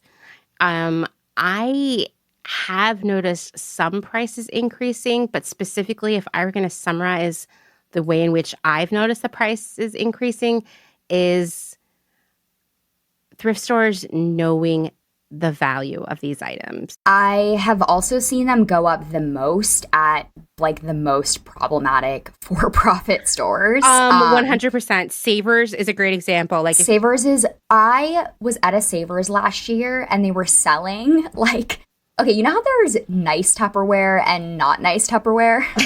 Yeah. So there's the really low quality, Glad Tupperware that you can buy at the grocery store. It's very, very cheap. Mm-hmm. They were selling used Glad Tupperware for I want to say it was $4.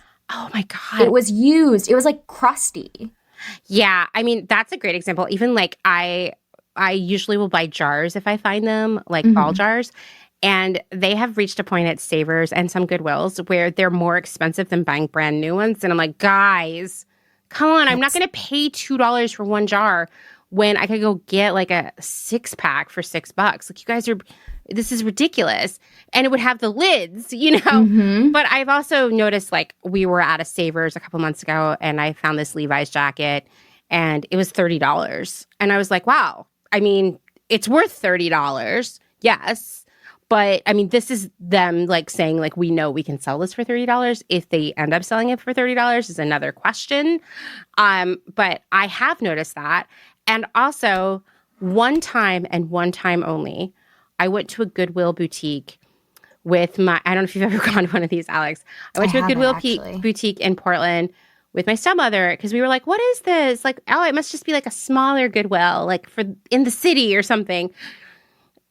There was a rack in the door of Free People clothing. Now, this is all clothing that had been donated to them. And I'm going to tell you, everything on that rack that was Free People, that was secondhand, was more expensive than buying it right then on their website, brand new, on the Free People website. Crazy. I was looking stuff up and being like, what the heck is going on here? Why are they selling it for even more, right? So I mean, I definitely have seen prices go up, but I haven't also seen all prices going up. And it also just depends where you're shopping. That said, there are organic reasons why thrift store prices have gone up as well, because everything has gotten more expensive, right?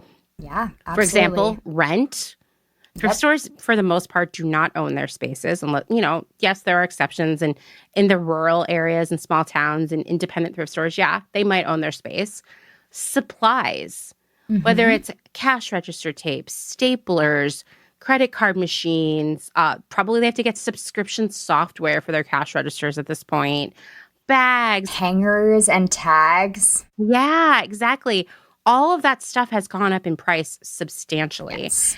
But the thing there are two things that are really driving up costs organically in the thrift realm. And one is logistics. Yes. So the largest thrift store chains, like I said at the beginning of this whole conversation, are basically logistics companies moving stuff around from location to location, whether that's another store, outlet, rag yard, landfill. Especially the Goodwill. The Goodwill is like such a massive operation that they are constantly moving inventory around to other stores, over to the bins, and then off to other places where it's going to be processed. I mean, they probably own their own trucks, I would assume. Right. Shipping and trucking expenses across the board have been at record highs since the beginning of the pandemic. Yes, and they're only going up. They're only going up. Some people are saying they're leveling out. I mean, at least like overseas shipping seems to be leveling out, but like there is a shortage of truck drivers. Mm-hmm. Guess what gets driven around in trucks like nonstop? Our secondhand stuff. Yeah. Like it is just truck after truck. So it's more expensive even to just move stuff around to where it needs to go. On top of that, donations like legendarily increased during the pandemic, meaning there was even more stuff to move around. And then, of course, it's costing more to move around. So that definitely drove up a lot of costs. And I am not a Goodwill apologist, but I'm sure that they have struggled to make the numbers work. Mm-hmm. It's probably cutting into all those executive bonuses. Well, poor thing. Those poor CEOs. I hope they're okay. Poor CEOs. Actually, yeah. no, it's not cutting into their bonuses. Who are you kidding? No, you're right. They're taking it out. I was going to say their bonuses are definitely just getting fatter. There's no way they're taking any cuts out of that. They're probably just doing sneaky things like not giving health insurance to their employees by keeping them under like the full-time threshold, or, you know, cutting everybody's hours across the board so that everybody has to do the work of 3 people. Yeah, I'm sure stuff like sprinkle in a little wage theft here and there, yeah, all the good stuff. All the hits. Yeah. It's also interesting that you were saying that, you know, the donation volume has increased. That has also probably contributed to rising costs as well, because man, oh man, is that a lot of work to sort and process the mountains and mountains of stuff that we're dumping. And I know that in previous episodes, especially the one with Dylan, who worked at one of these thrift stores, talked about people donating garbage. Literal garbage, yeah. And that's a huge part of the job. A huge part of people working at these places is to just literally sort through trash, moldy, wet clothes that has like God knows what on it. And that is a lot of labor. It's a lot of time, and that costs these stores money. And again, you know, if they're going to be spending more money on labor, they're not taking it out of their bonuses or salaries. They're going to find ways to take it from somewhere else, and that may mean increasing the prices of the clothing. For sure. Also, donation volume increased so much during the pandemic. And I do think that was a function of 2 things. 1, people being home, deciding they were going to like clean out their houses, etc. But 2, I look at people, their lives during the pandemic, right? And there were people who had a lot of money because they still had jobs, but they weren't traveling anywhere or going out to dinner and stuff, right? Mm-hmm. Then there were people I was in this category who were like, oh my God, are we soon not going to have a place to live? Because I don't have a job and I don't have any money coming in and life keeps going on, you know? But the people who kind of came out on top, who still had their jobs and were saving all this money because they were just sitting at home, can we just talk about how much shit they bought during the pandemic? Yeah. Exercise equipment, all kinds of stuff from Amazon, craft kits, new hobbies they were taking on. They had to get a bunch of new sweatpants to wear, cookbooks, appliances, you name it.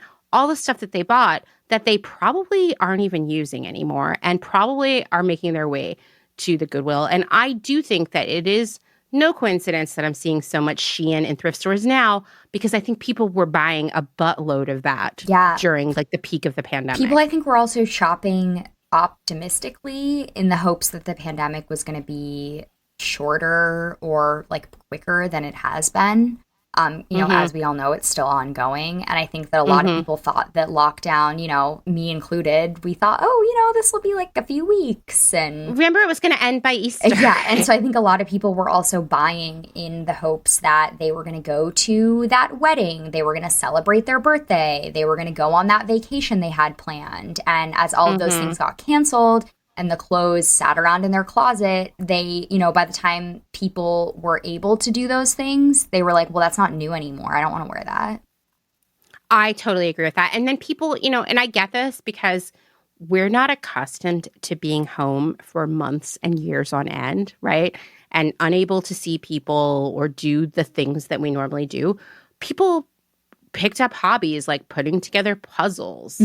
They did things to help themselves cope with this shift, which no judgment there.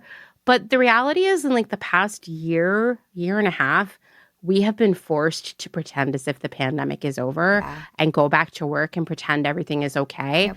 And we no longer need puzzles or all these other things that we bought to keep us busy and kind of keep us hopeful. Yeah, during those hard times. Or sadly, a lot of people, picked up hobbies that they actually were really passionate about and really loved and are no longer able to continue doing them because we have been forced back to work. A lot of people just don't have any leisure time anymore, sadly. Or they don't have, government assistance they may have been receiving at the time. And so that hobby that they loved doing that brought them a lot of joy just like their life doesn't have space for it anymore. Yeah. Just such a shame. We're seeing more stuff then being donated. Absolutely. As people are forced into this weird position that we're all in now. So in 2021, the donation volume was so high. And I can remember this. I remember we moved out to central Pennsylvania, out to Amish country at the end of 2020. And I remember January, February, March, like I don't think thrift stores were open. But we were like, until we got vaccinated, the only places Dustin and I ever went were to like get groceries or pet food. And it was like a whole mission, right? We were practically in like hazmat suits to go do it. And we would drive by this Goodwill that was a couple miles from our house. And there would just be mountains of stuff all over the parking lot because people were dumping it there. But the store wasn't even open. Like employees weren't in there. It wasn't, the state wasn't allowing them to be open, right? And so this apparently got so out of hand that Goodwill, who once again, I have no sympathy for, but I saw this playing out in real life, they went on kind of like a PR blitz where they spoke to just like every newspaper, the Today Show, radio programs, NPR, you name it, saying, hey, you're all donating way too much garbage to us. You're leaving stuff out in the rain and snow and it's turning into garbage because of that. You're dropping off hazardous materials like gas and old batteries and broken televisions and stuff like that. Like, you have to stop doing that. And it seemed like the way the Goodwill works is that it's not like they're districts per se, but they're like areas, right? And they each kind of run as their own division of Goodwill. And every division out there was reporting that they had spent millions of dollars in disposal fees just in that first part of 2021 because of all that garbage. And as we've said, if you think that the executives at Goodwill are going to say like, oh, I'll just take a cut in my bonus or my salary to cover all those disposal fees, you are wrong. You're living in la la land if you think that's what's going to happen. I mean, did they take it out in employees? For sure. But they also took it from us as customers by raising prices. Yeah. And I mean, that also goes back to this idea that like, there's good stuff out there that is not able to go into the hands of anyone else because it's being dumped. Like when someone throws a bag of clothes, like the Goodwill bin is overflowing, Goodwill's not open, and they just dump the stuff in the parking lot. What happens when it rains? What happens when, rat decides to go make a nest out of the bag that you dropped off? Like, then all of that stuff becomes garbage, whether or not it was garbage when you donated it. Oh, totally. I remember specifically driving by that Goodwill near our house, and it had just snowed, just a little bit. Yeah. That's all it takes, everything's right? Soaking wet. It was just it's garbage. It automatically becomes garbage. It's also just a safety hazard to ask the employees to, like, open all the bags and try and save what's dry. They're not going to do that. No, they're not going to do that. Away. It's all and all the Goodwill trash. also doesn't want to pay for that time, right? So what they did is they just threw it all away. And we're talking couches, electronics, clothes, home goods, books, records, you name it. It's all gone. I bet there was all kinds of cool stuff in there too. Yeah, absolutely. And it was just people behaving irresponsibly. Well, also like as we have said multiple times, thrift stores, whether they're small and associated with a charity or they're large for profit, like say Savers, they're all in the business to make money, whether it's to pay shareholders or to pay the owner or to support their charitable causes. So the reality is that thrift stores of all sizes are getting savvier about making as much money as they can off of their donations. Yes. This is from that Wall Street Journal article again. Bill Parrish, senior consultant in donated goods retail for Goodwill Industries International, said that while there has not been a set price increase across the board at the nonprofit's retail locations, each Goodwill organization adjusts its pricing periodically to ensure that they are in line with the value of the category of items provided. And I don't really shop at the Goodwill, as I mentioned, but I do also like to, there aren't as many here, but back in Pennsylvania, all my favorite thrift stores were either run by the Mennonite women or they were just associated with like one church or organization in the area. So they were just like one location kind of thing. And all of them had eBay pages where they were selling the high value stuff. They also, and I don't know if this is just a central Pennsylvania thing, but they would always have an area in the front where you could silent auction, like bid on things. Oh, interesting. And like that it was always amazing vintage stuff. Like I got a Little People McDonald's from the 80s from one of those auctions. So it was always like, it would always be stuff where I'd be like, I can't believe I'm seeing this in real life, but like, once again, they could have put it out on the floor for $10 or something, but they're saying like, no, we want to get the maximum value. Yeah, absolutely. And another thing also is that, this idea that resellers are the reason for price increases. Firstly, like, no customer has control over the way items are priced. It's not a customer thing. That's the store. The stores are setting the prices. And there's also no data to actually support the argument that resellers are the reason that prices, like, there's no solid, I've tried looking. I've tried to see if there's any sort of like numbers behind that. And there are like, I've seen anecdotes of people saying that, like, we see more resellers and like maybe like one manager in one thrift location will say like, we need to price up because of the resellers, but there's actually no evidence that this is the case. Yeah, I looked and looked and looked for data that said that there are more resellers. I would assume at this point, like someone like say the Goodwill who has those resources would have a statistic. But then I'll also just say, like, as a pretty regular thrifter, the only time I really see any significant and very obvious reseller action is at the bins. Yeah. That's where I'll see people who have been camped out there all day with a humongous mountain. Right. And in which case, stuff. Like, people should be going in there taking as much stuff as possible because that's the last step for a lot of those items. Yeah. Yeah. And if anything, I'll just say, rising prices in thrift stores actually deter resellers. Yeah, they hurt resellers probably like equally as much as they do the average shopper. Again, a lot of people really rely on resale. And if that's the difference between you being able to pay rent that month, then, that could be a huge hit to you to see these prices go up. So like nobody wants that, including the resellers. Yeah. Yeah. It's also, I found it so interesting that like, prices have gone up for basically everything recently. Like in New York, at least where I am, groceries are very expensive right now. It's same in Austin. It's really like horrifying and shocking how much certain things cost. Yeah. And the only things that have not gotten more expensive or haven't gone up in price are fast fashion and wages. Yes. I'm like, that's it. I'm like, isn't that interesting? Very convenient that the only things that seem to be getting cheaper are low quality clothing, and no one's wages have seemed to go up. This is like the quandary of our time because brand new clothes are cheaper now than they were in the 90s. And I can assure you that nothing else is, including thrift store prices. And so, yeah, I don't know why people are surprised to see thrift store prices being higher. It's not as wild as grocery prices are. Sometimes we go to the grocery store and it like fills me with such dread now because I'm just like, how bad is this going to be? Yeah.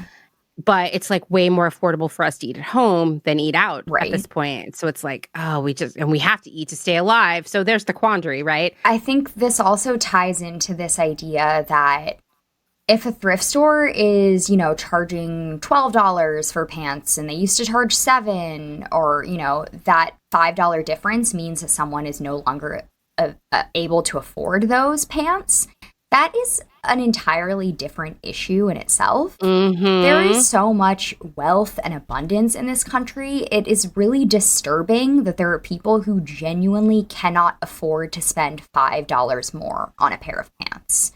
And this is an inequality issue. This is not a resellers are making thrift stores more expensive issue. This is a why can someone not afford $12 pants issue. And, that a lot of times it's a racial justice issue. It's about exploitation of labor. It's a lack of government resources.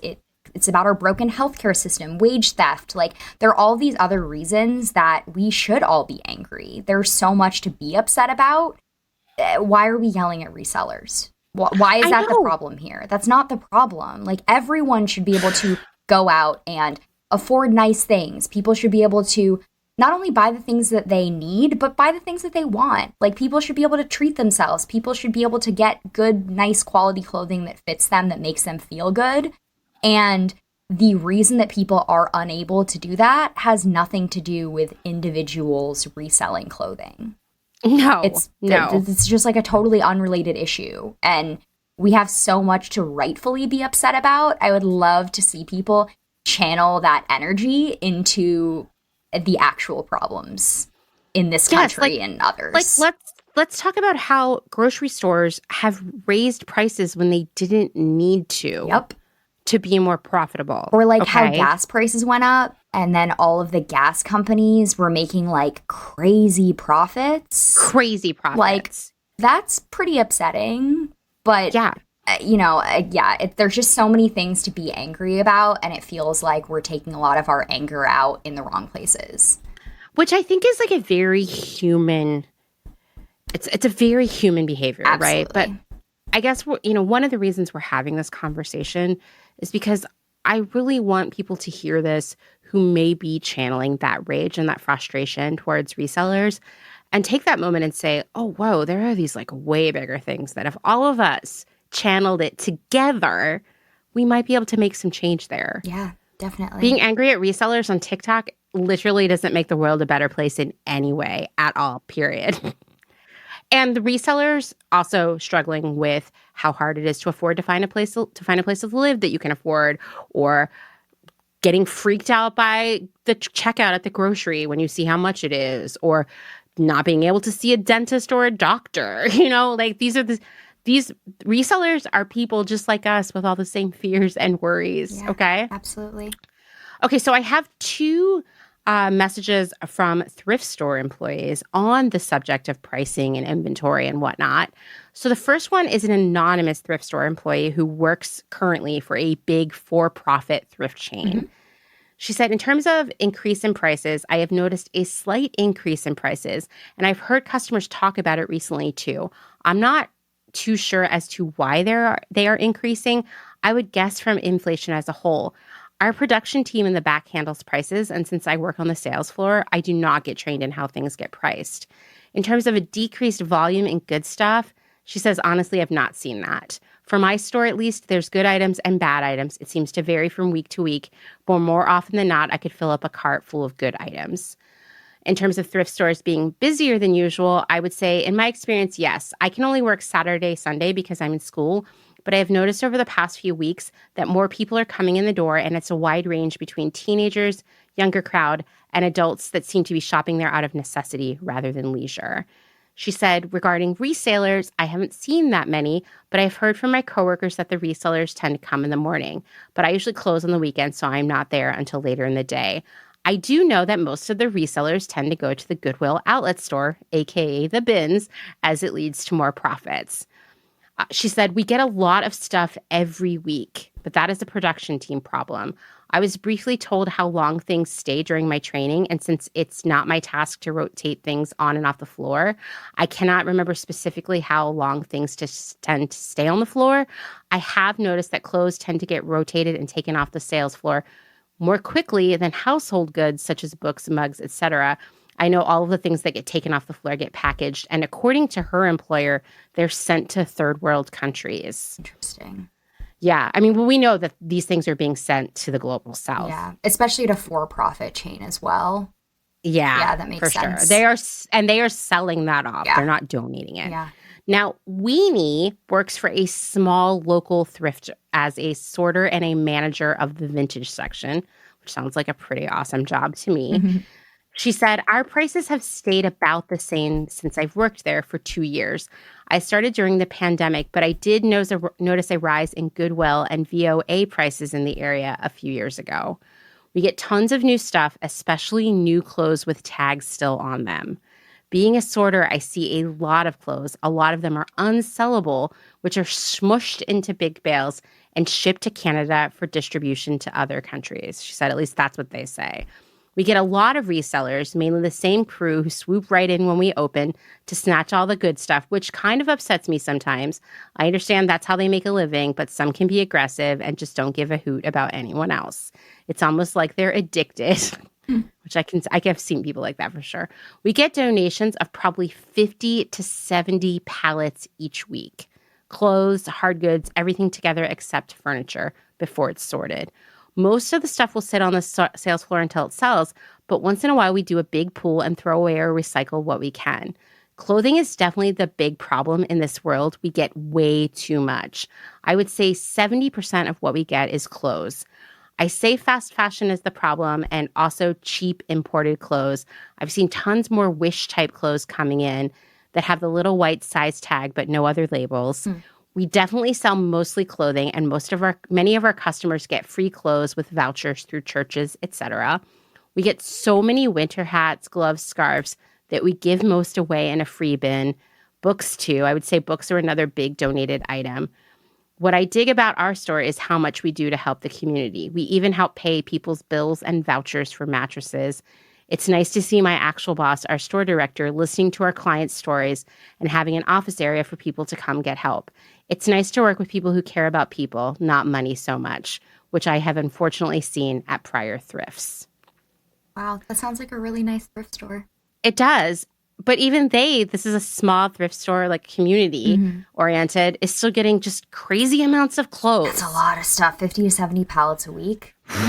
Yeah. And just 70% of that being clothing. Like, I mean, I think by now in this episode, you're all picking up on the idea that there's too much clothing in the world. Yes.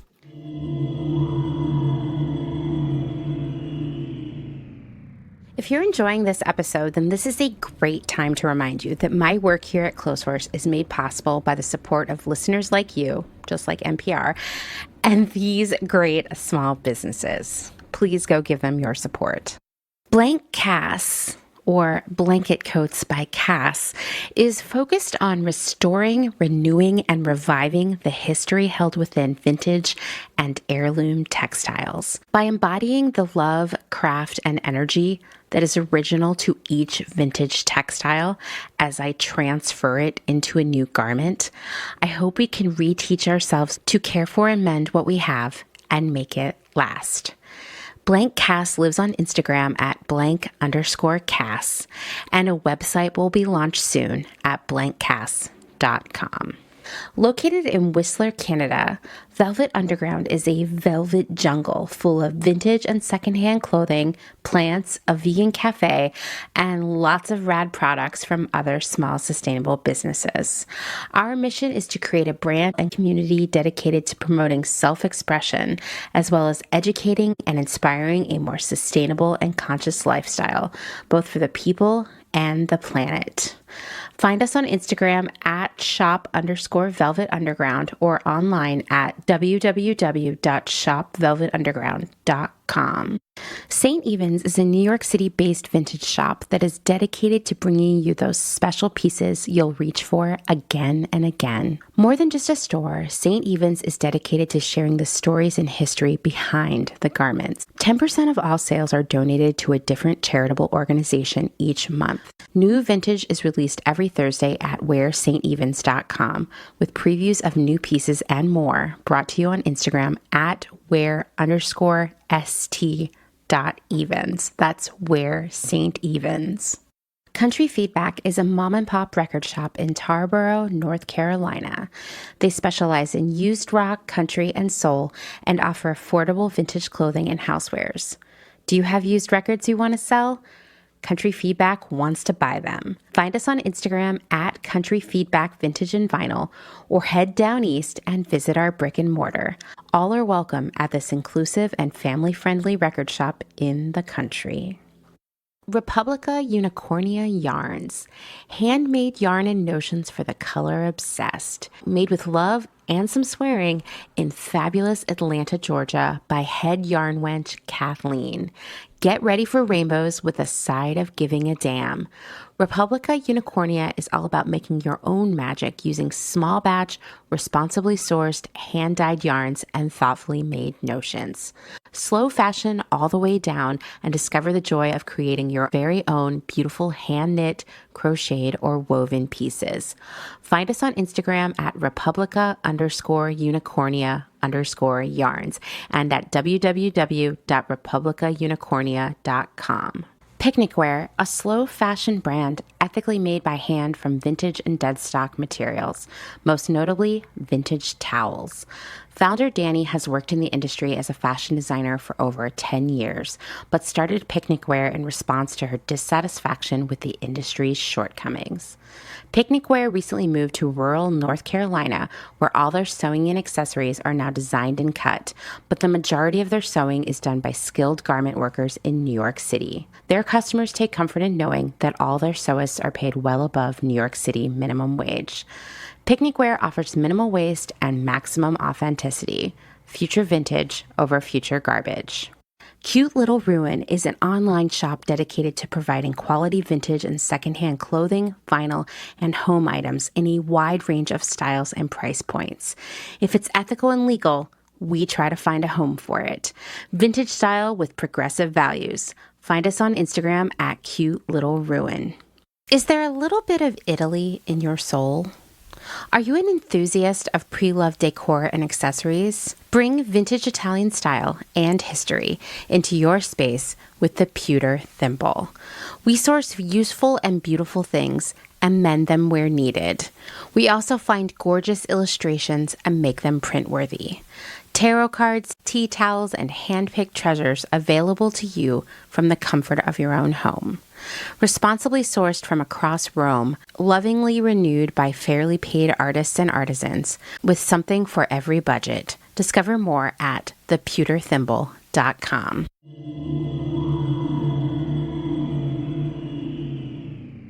Thank you again to Alex for spending almost 4 hours talking to me.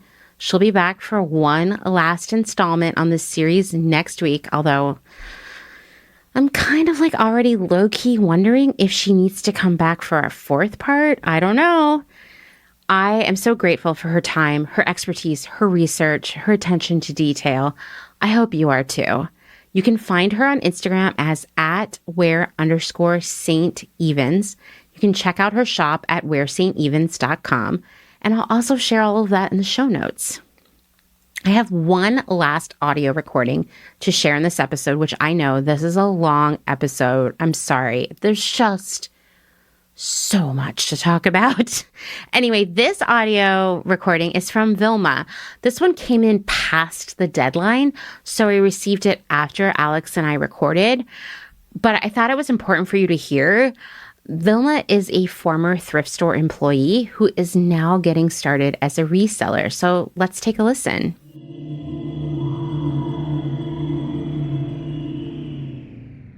Hi, Amanda. My name is Vilma, and I used to work for the SPCA thrift store, which all their proceeds go towards the Society for for the Prevention of Cruelty to Animals. That's what it stands for.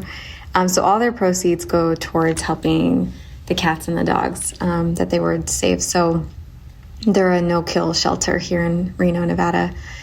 And yeah, my experience was interesting because although they're, the proceeds, I fully supported, the nonprofit and their organization. I would say within the first few days of working, I noticed the guys in the back, so that basically take the items from the back that are donated, would take specific items that they think are high price and then bring them towards the front. So that could include jewelry, like gold, even fake jewelry, bags, shoes, things like that. And that would go in the case up front. So the staff up front who deals with customer service, we're told to Google the item and kind of see what the retail price was. And what was interesting is that in this first week of working that I was actually told, because I was like, well, how do you guys know if it's authentic or not? Because, that's something that they did admit, was that they're not professionals in, necessarily like high-end items like that or even jewelry, so that there's no really way to tell. And they said, well, we just, Google it and try to do our best. But that one time they actually did resell a Coach purse that was inauthentic for, I think they put a price tag on it of $150 and then ended up selling it. It just never sold. I think customers knew better. And every couple of weeks they do discount these items. So I think the bag ended up selling for 75% off the ticket price, and it was still sold for about $50. So the lady never brought it back, but I think she did actually and mentioned it. So they weren't aware that it was inauthentic until she brought it back, but she was okay with that discounted price and decided to keep it.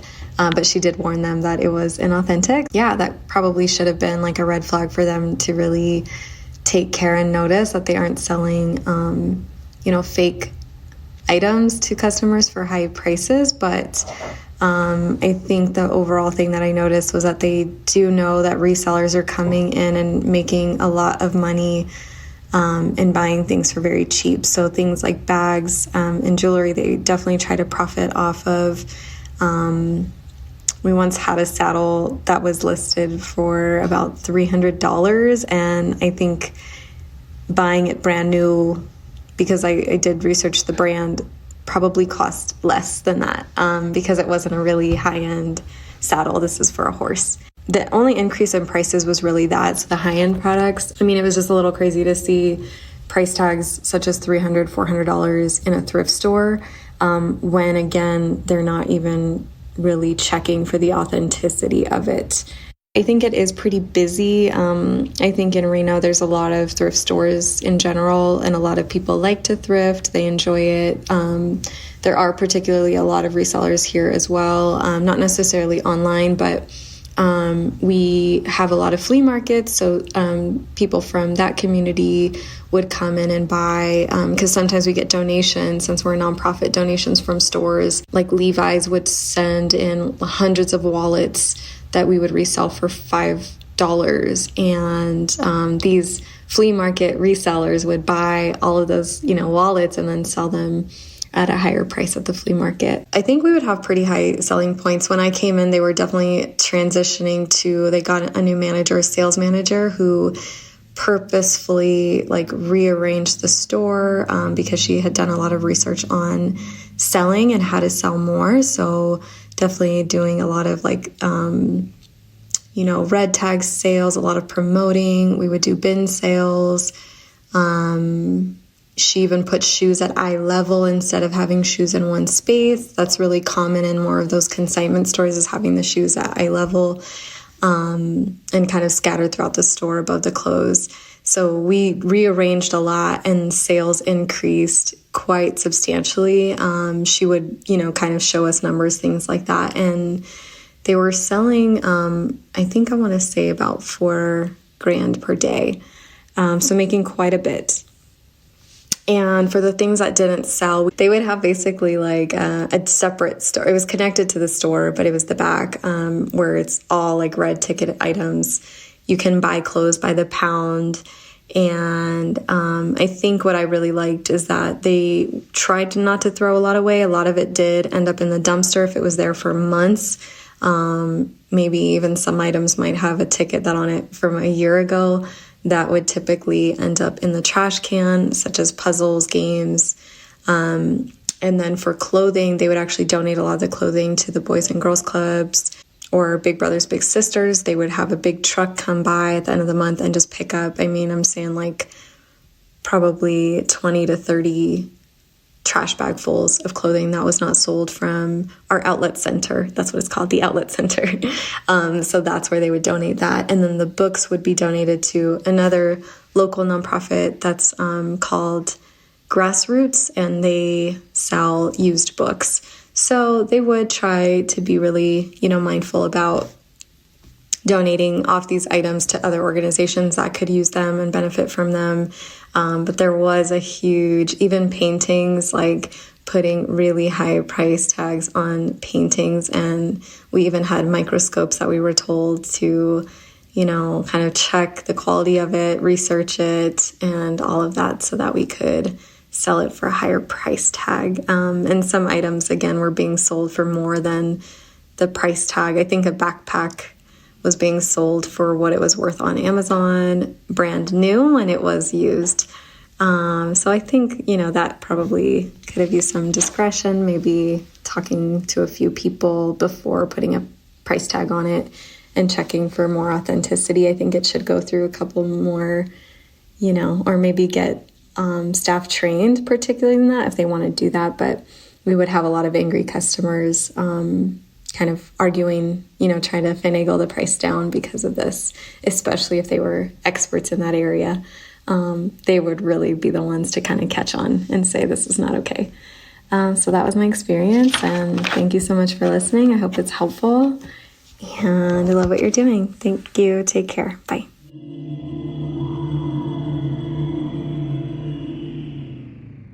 Vilma brings up a lot of good points here. For one, resellers are not just online resellers. I'm glad she reminded us of flea market sellers, but I've also been at the bins and other more bulk secondhand shopping places, and I've encountered a lot of people there who actually are buying for their own secondhand stores that aren't vintage, but are just serving families.